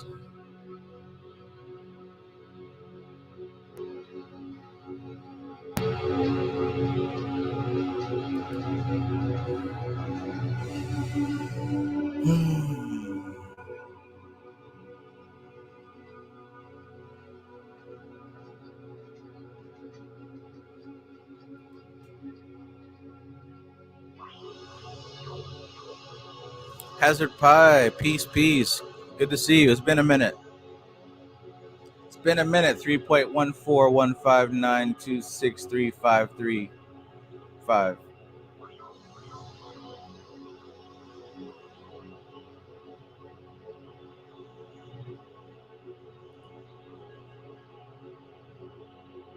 All right, so any questions, any comments, anything whatsoever?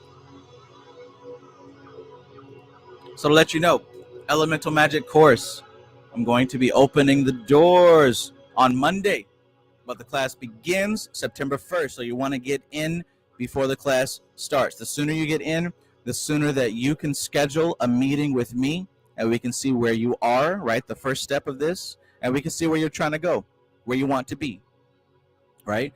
This course is going to help you utilize elemental magic to break free from useless behavior patterns, to realize your soul authority over the physical plane, in the same way that when you get pulled over by a cop, you got to respond to that authority, right?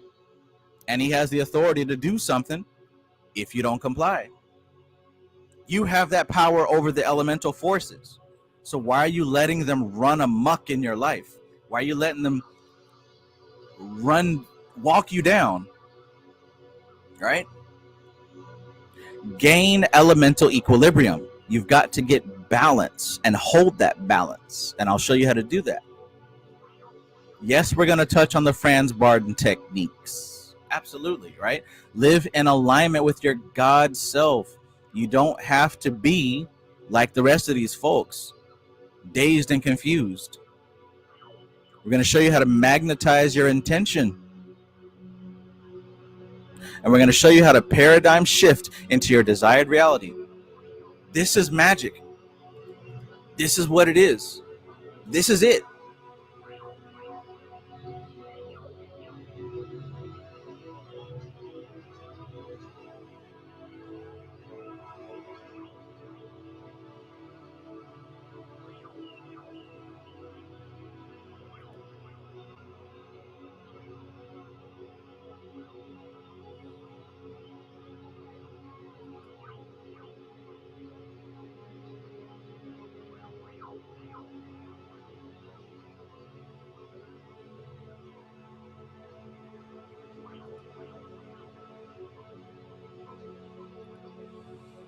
King Vari Reborn says, Trav, what would you do with a spooky ghost, or is that child's play?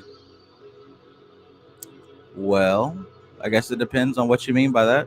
Can I ask how y'all deal with spiritual attack as a magus? Please, someone, I'll be looking forward to reply. I mean, you got to get specific with these terms. What does a spiritual attack mean? What's the spooky ghost? Like, what does that mean? I can assume, but I don't know if my assumption will be accurate to your experience. Be clear with what you're saying. Um, you know, the soul does not suffer attack. It doesn't suffer pain. It doesn't suffer loss. Matter does. So we can start right there. You're identifying with matter instead of identifying with your soul. And since you identify as an animal, then you suffer as an animal.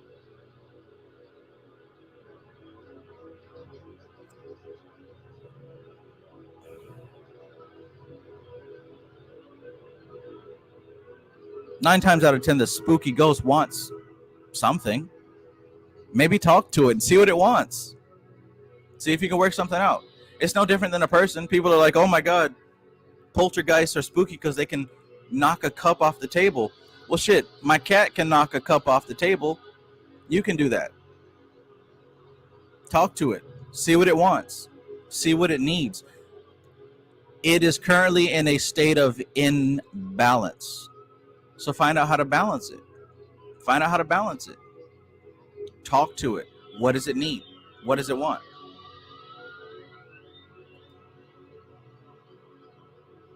Zero says, I'm totally interested in the course. I put my work to pay it. I got you. I got you. Monday, the doors are opening. I look forward to speaking with you.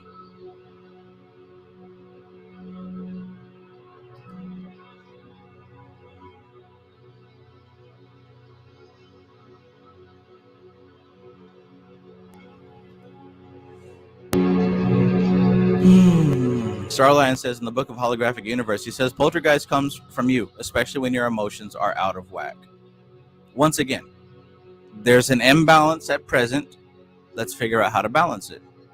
I mean, you know, I could tell you to burn some sage or to play a mantra. I mean, do those things, sure. But you need to get to the root of the imbalance. Look what it says on this slide right here. Gain elemental equilibrium. Like that's what I'm talking about. That's what I'm talking about.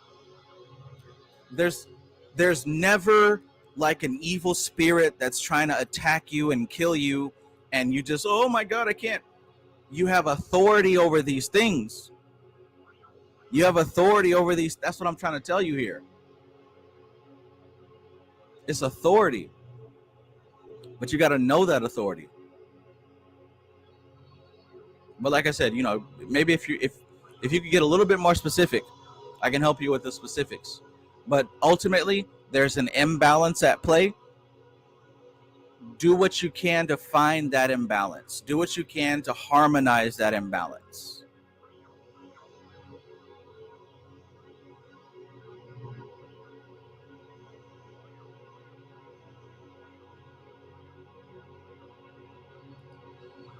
Peace, James Drabkin. James says, Travis, do you know who Saint Cyprian is? Yes.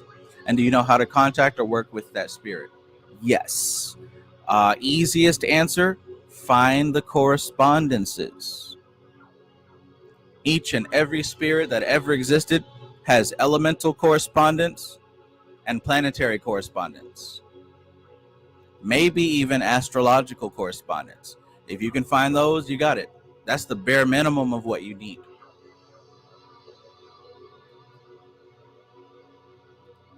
Framestar Film says, so how do you go about balancing non-attachment with desire? Good question. What I learned from the yoga books is that as long as we have an ego, it's virtually impossible to get rid of desire. The best thing we can do is align our desire with higher ideals. Most of us, our desire is focused on lower things. But if we're able to angle our desire towards higher ideals, towards concepts that lead to spiritual growth,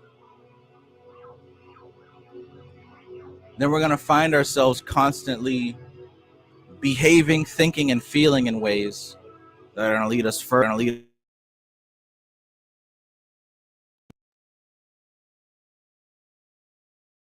Attachment.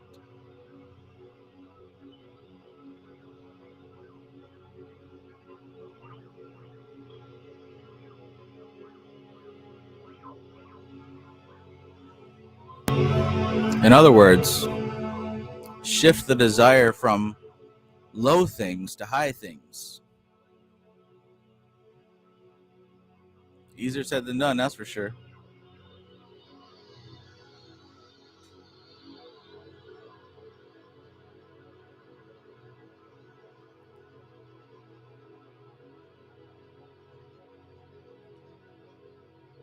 Six days in is gonna sponge bob it. Peace, peace. All right, so any other questions or comments about this situation? I'm telling you, like, I thought about this long and hard. If I lost everything and I had 30 days to start over, 30 days, and my only choices are work at some job I hate or live a life that I love, this is what I would do. And if I have to suffer through that job for a month or two, as long as I'm doing this right here, I'm going to get out of it. Not that there's anything wrong with jobs. Like, understand what I'm saying. There's nothing wrong with jobs. You got to be where you want to be. You got to be where you want to be. I personally don't like to have, not the job, it's a boss who's incompetent. That's what I don't like. So I'd rather work for myself. You find what it is that you want, where you want to go. You illustrate that. You focus on that. You gather your correspondences. You behave as if, you think as if, you feel as if. Like, I literally gave you the game plan. Do these practical things. You got it. You got it. You've been suffering for who knows how long. You can take another 30 days of doing this. Start right now. Start right now if you haven't already.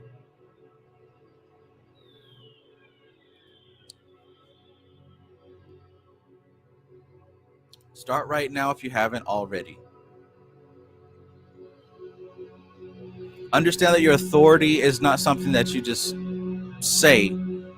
It comes from experience. Once you start seeing Prakriti back that thing up,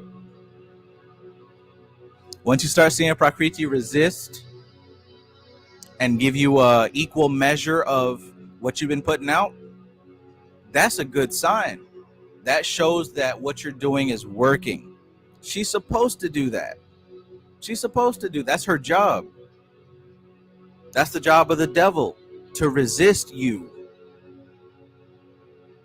That's a good thing. So once you start seeing that resistance in life, once you're trying to bring yourself to a new vibration and you see that life begins to resist you, count that as a good sign, because you're stirring up the elemental forces and they are responding to you.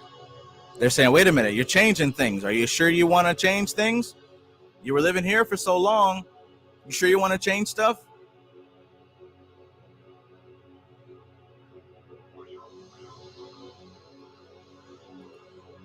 You hear what I'm saying? I'm telling you some good stuff.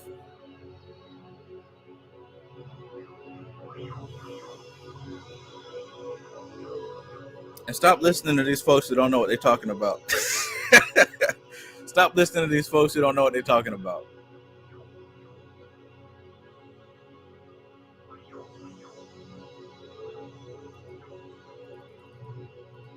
Don't let your condition override your conviction.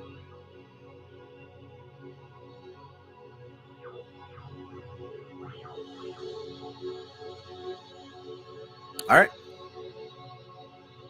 See it, receive it, be it, all that good stuff. Okay, so it looks like there's no more questions. We're good to go. Everybody's happy. Everybody's living their best life. Right? Everybody's doing their best thing.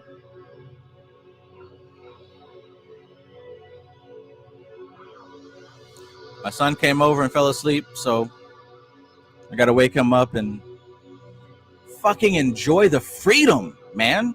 I'm telling you, after telling this story just a few years ago, things were not like this. Things were not like this. Wasn't like this.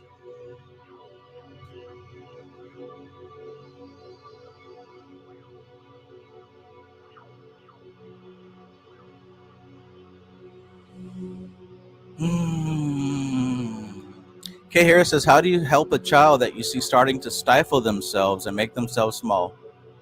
Social pressure. So this child has learned something. They learned that in order for them to get through life safely, they have to stifle themselves and make themselves small. You need to show them evidence otherwise. And I don't mean you just tell the child, hey, you're great, you're fantastic. That helps. Do that for sure. Try, if this is your child or whatever, try to arrange experiences where they can see the greatness of themselves. Maybe your child is skilled at drawing or painting or something like that. Set up a scenario where they can demonstrate their strength. Set up a scenario where they can see for them, like, here, listen to what I'm saying. It's one thing if you tell somebody that they're great. It's another thing for them to go through an experience of greatness and see it for themselves. Do you understand what I'm saying, Kay Harris?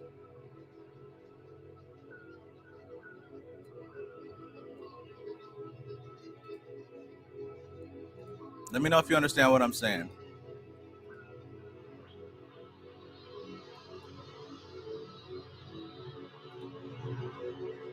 Yeah. Arrange a situation where the child can see for themselves evidence of confidence. We need evidence. Like I said before, belief. We don't just believe stuff that we say. We believe our experiences. My path working through the 72 Go-Ed experience, that was everything I needed. And that's why it's a requirement to become a certain rank in a spiritual system. Because as you work with those spirits, you gain indomitable evidence that they are real and that what you're doing is real. And when you gain that kind of solid evidence, nobody can talk you out of it. You can't talk, I don't care who you are. There's nobody who can talk me out of it.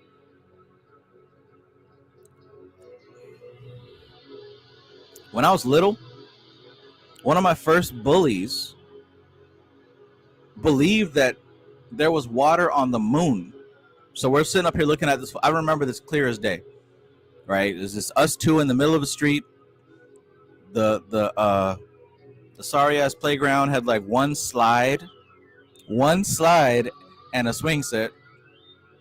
And here we are standing in the middle of the road looking up at the full moon in broad daylight. And he's like, yeah, it's water on the moon. I'm like, no, it's not water on the moon. Those are actually craters that are formed after millions of years. Shut up, right? Punch me in the stomach.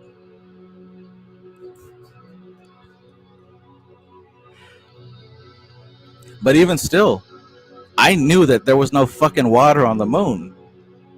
You're just dense. There's certain truths that cannot be convinced out of you.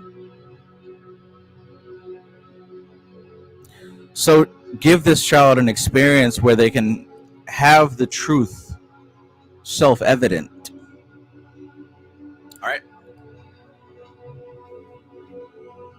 Shove me to Nicole. Peace.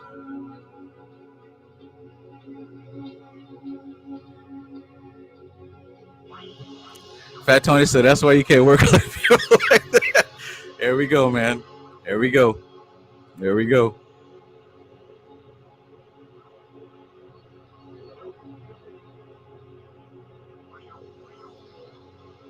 Starline says, put the child in sports. Soccer will build confidence through camaraderie. That's a great suggestion.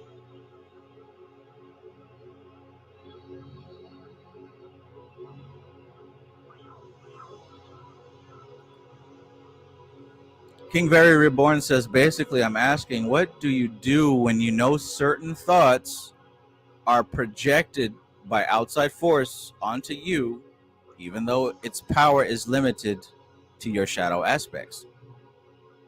Great observation, and that's how all curses work. But I mean, at the end of the day, it comes down to authority and knowing who you are and what your limits are. It doesn't stop there. whether you feel like there's a person or entity pushing these things onto you, the media is doing this to you all day long. The government's doing this to you all day long. Your favorite musicians and actors and the whole world is pushing their thoughts onto you. That's the nature of this reality. Now, you have a choice to accept those things or to reject those things. If you see a hot dog commercial and it's like, buy my hot dogs, buy my hot dogs, buy my hot dogs, you're not going to feel any kind of way about that. You're just going to scroll past it.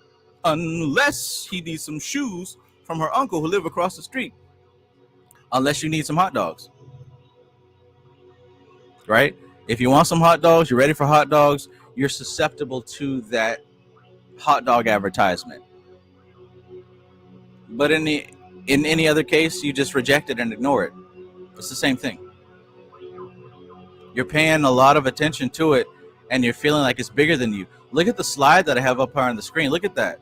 Don't let your condition override your conviction. So what's stronger, your conviction or this sense of being overwhelmed by this other spirit? At the end of the day, either you win or that other spirit wins. What's that determined by? Your conviction. Your conviction.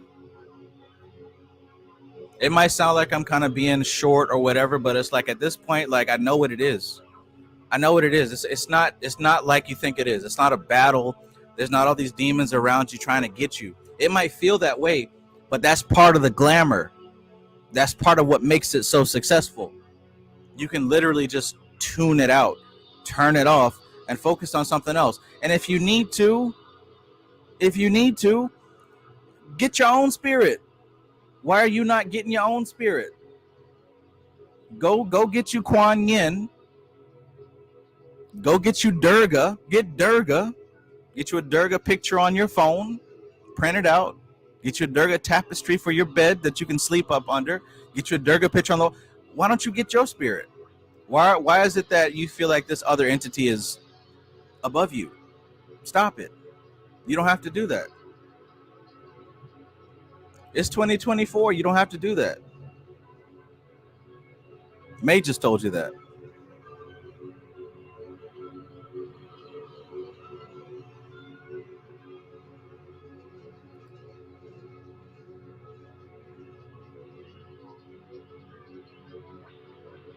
You can do it, Maestro. You got it in you.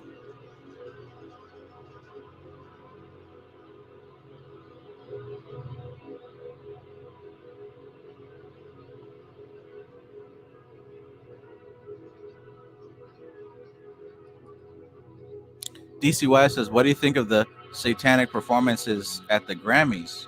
LOL. I feel like you have stated before, a equalization of self brought up on a greater stage.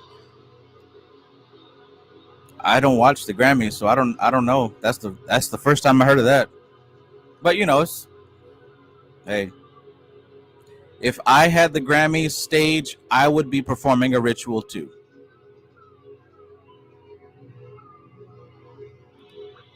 Starline says, don't accept the curse, and why even label it as such? It only works if you give up your operant power. There we go. There we go.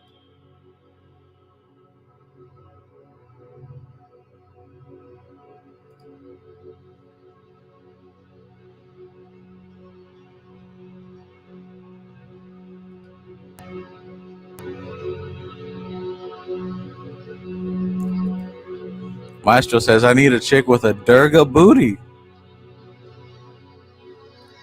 You mean she can ride a lion? Whatever you mean, I agree with you.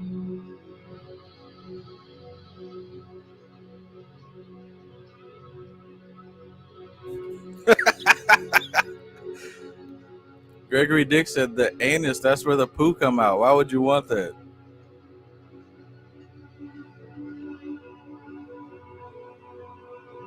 That's not happening 24/7. Well, King Vire Reborn, let me know. Let me know, I guess.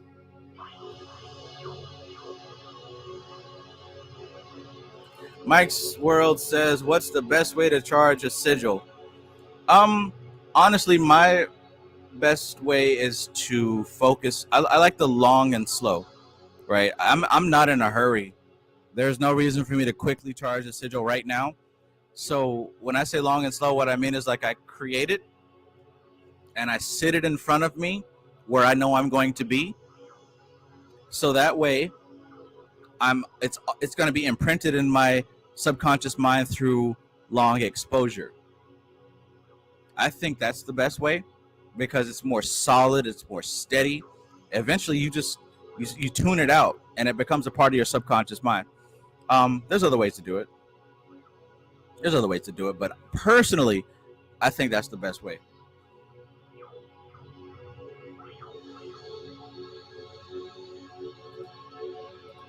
Anna Molly, peace and greetings.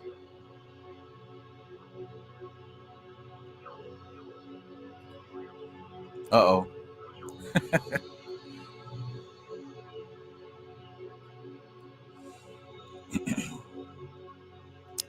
All right. So,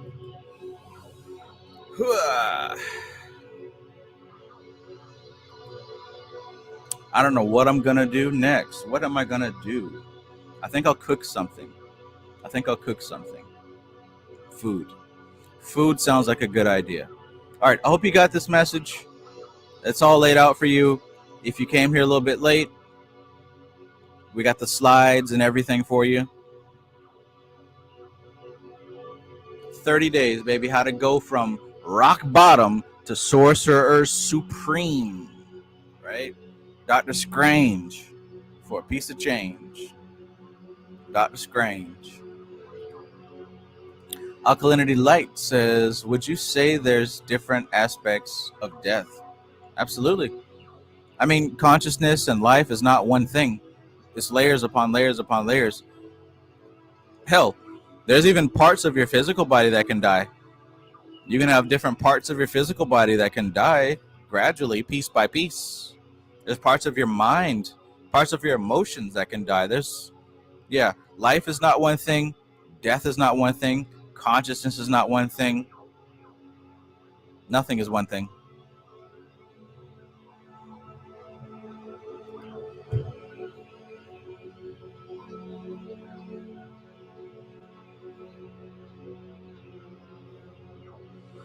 Starlion says occult meaning of St. George versus the dragon. You already know that's Michael versus Satan. Michael versus Satan. Or we could say the Kundalini force fighting against itself. The Kundalini force fighting against itself. Because I tell you what, when that Kundalini fire starts to rise, you can either just let it do what animals do, or you can channel it to something constructive. The St. George versus the dragon, the Michael versus Satan, that's a depiction of one entity and its two polarities.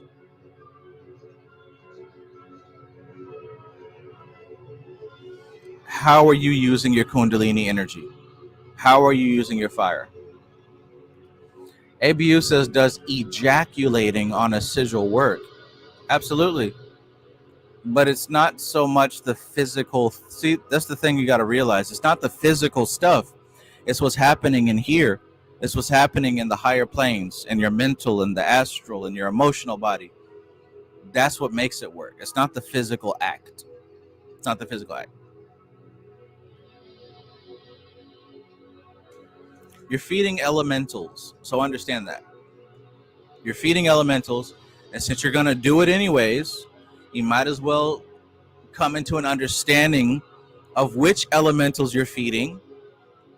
You might as well come into an understanding of how they're fed and what they're doing with that energy. Right? I can't stop you from doing that. Right? You're going to do it anyways. So at least utilize it in such a way that it becomes useful and appropriate.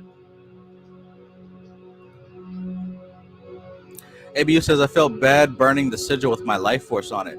Well, you should feel bad when you burn your life force at that job. You just feel bad when you burn your life force at that job.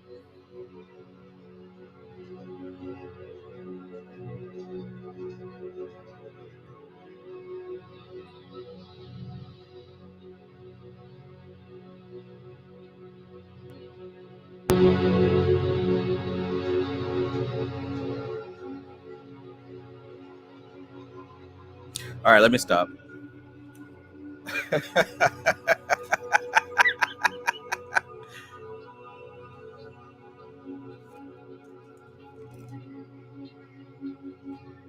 Life is wonderful.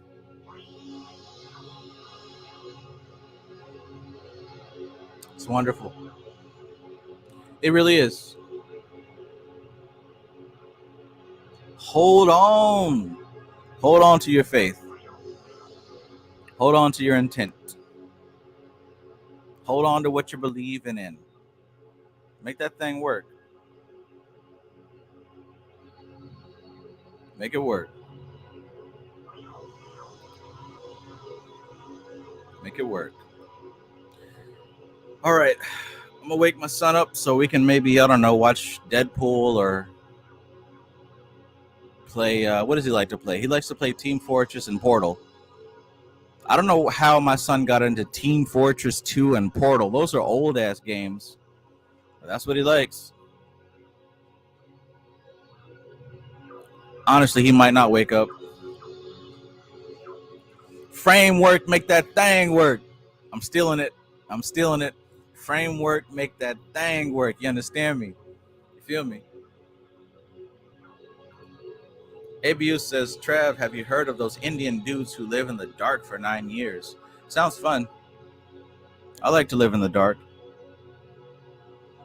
I like to live in the dark. I'm getting some blackout shades for the living room. And it's on. It's on.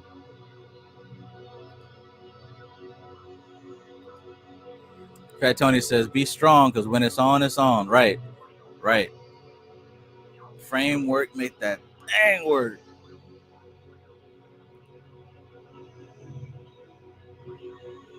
Peace, K. Harris. Have a good night. Zero says, saw Captain Marvel is my favorite movie. I haven't seen that one. They got Dr. Doom on Fortnite. Well, if my son doesn't wake up, then that's what I might be doing, actually. I got to make sure that I've got the highest level of all of my teammates. I got to make sure I got the most crowns, right? That's like the only time that I'm really competitive like that. Because, I mean, you know, you can't be better than me at what I'm good at. Certainly not.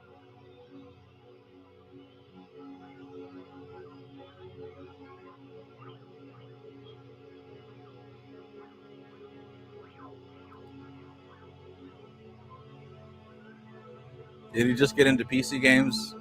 Yeah, his mom bought him a computer, so that's what he likes to do. Hey, you want to play? You want to play Counter-Strike? You want to play Team Fortress? You want to play? I played those, son, like 10 years before you were born. I don't find them entertaining anymore. I don't say that to him, of course.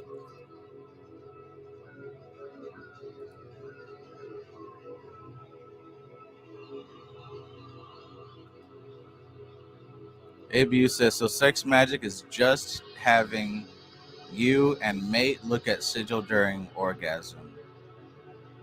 If that's what you want, I mean, if you type that, that's what you believe already, and you want me to confirm it, the answer is no, it's not just that. Sex magic, if you don't understand the tantric aspect of sex magic, then you don't know what sex magic is. Sex magic is not looking at a sigil during orgasm. There's so much. Did you hear what I told you before? It's not the physical. It's the mental and the emotional. Man, some of y'all don't be listening. Some of y'all come on here and you just tell me what you brought from some other YouTuber. That's what y'all doing. Don't come in here doing that. I just told you it's not the physical. It's the astral. It's the emotional. It's the mental. Yeah, the physical involves sex. Yes, there's sigils involved. But it's not like you just go in there and slapping turkey meat together, then all of a sudden, all right, let's focus on the sigil. The whole sex magic starts before the sex. Sex magic starts before you take your clothes off and you're slapping bologna meat. Yo,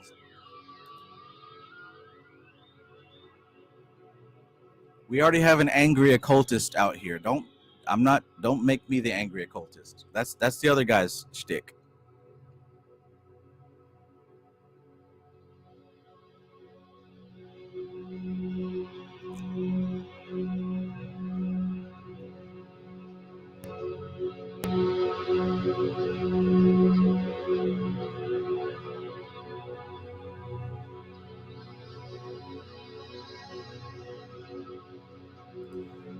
Hazard Pie says just living is sex magic. It's all receiving and creativity.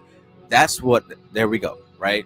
It's a process. It's not an act. It's not a tactic. It's a strategy. It's not a tactic is like a little tip and a trick. Here's the tip to get 5,000 TikTok views. A strategy is like the long game. The strategy is the overall purpose, right? The tactic is like a little battle here and there. The strategy is the whole campaign. Sex magic is not just sex.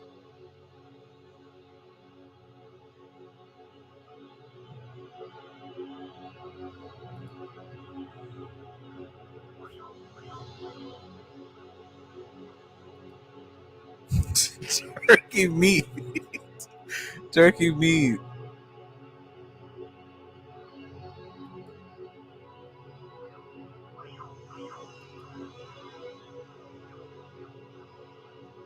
Peace, peace. Yes.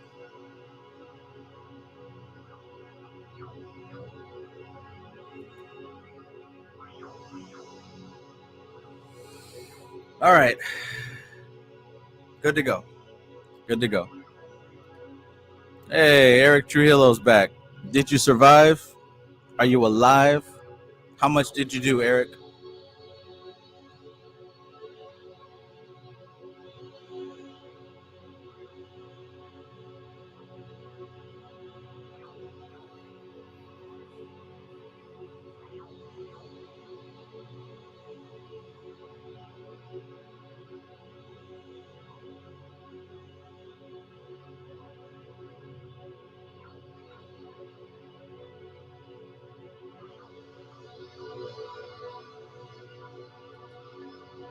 Starlion says sex magic. People probably looking for an excuse to choke the chicken.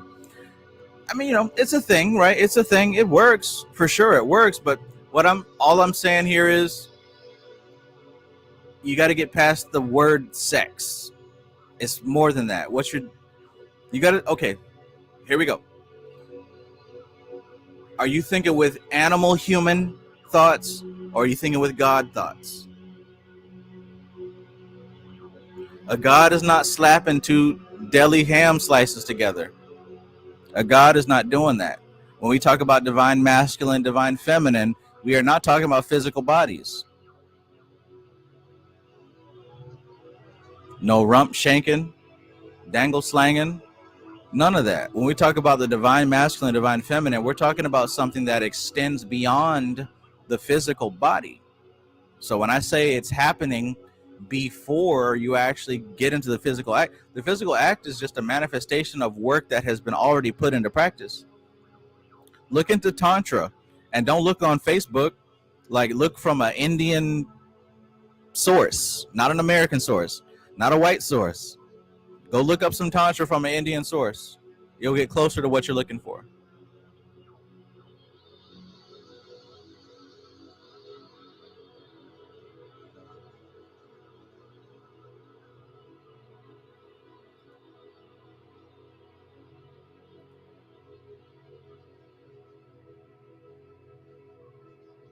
Okay, guys. So, said I was leaving. That's my framework. Have a good night. I'm going to finish up working on this course. I'm going to present it to you in a couple of days, and I hope that you are going to be super excited and ready to change your life. You are one ritual away. You are one ritual away. Just like I was. Just like I was. One ritual away from living the life that you desire. From manifesting the stuff that you desire.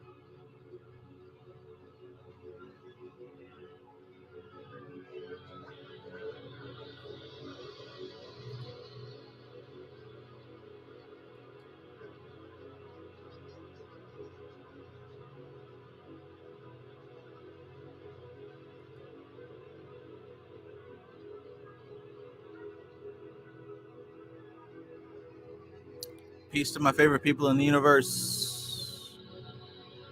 I love doing this, and I'm very grateful that you are here. I'm very grateful that you all are living the magic and not just pretending.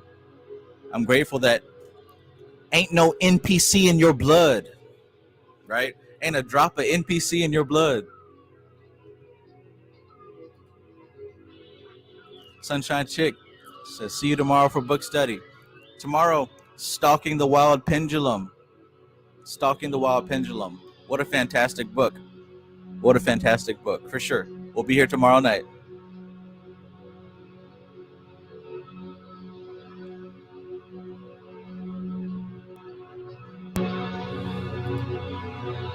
Trav, ever thought to do a haunted house tour? Not really. Traveling's not really my thing. Listen, when a lot of people, they think about, their ideal lifestyles, traveling around the world doing stuff. I'm boring. I am a hermit for real. Let me stay in my paid off house with nobody bothering me, with the lights off. I'm good. I'm gravy. I'll look at other places on my phone. That's just me. That's just me.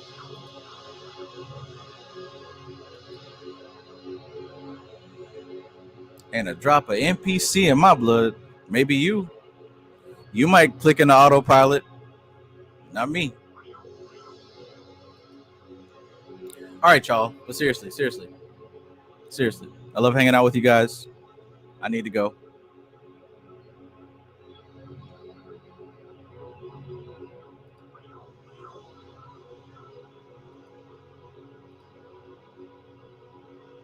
Stalking the Wild Pendulum.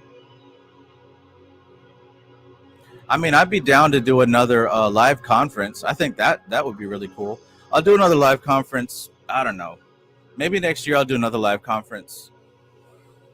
I got to get my fit right. But other than that, man, I'm trying to go. No, I mean, maybe I'll see the pyramids. Maybe that. But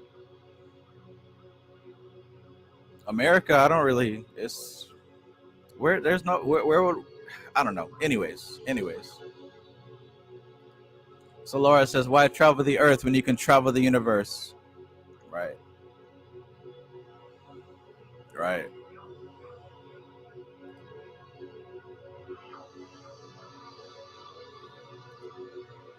Eric Trujillo says, Trav, I leveled up spiritually, so that's why I felt like the shrooms didn't affect me or the dose. That's awesome to hear, buddy. Awesome to hear. Now, what are you going to do in this new level? What's it for? What's it all about? What's your purpose? Where you at?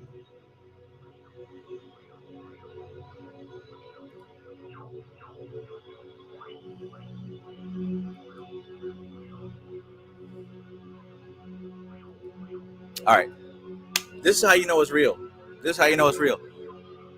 This is TK Trav, aka Travis Magus, here with LVX777. I love you all. Peace.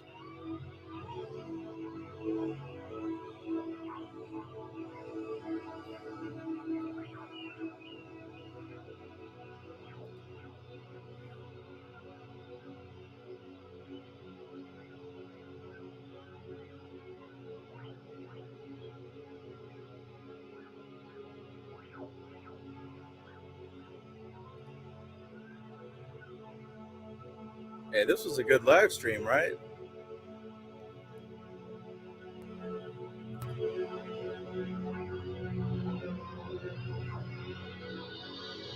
Sleeping? Sleeping? I don't think he's gonna wake up. Fortnite it is.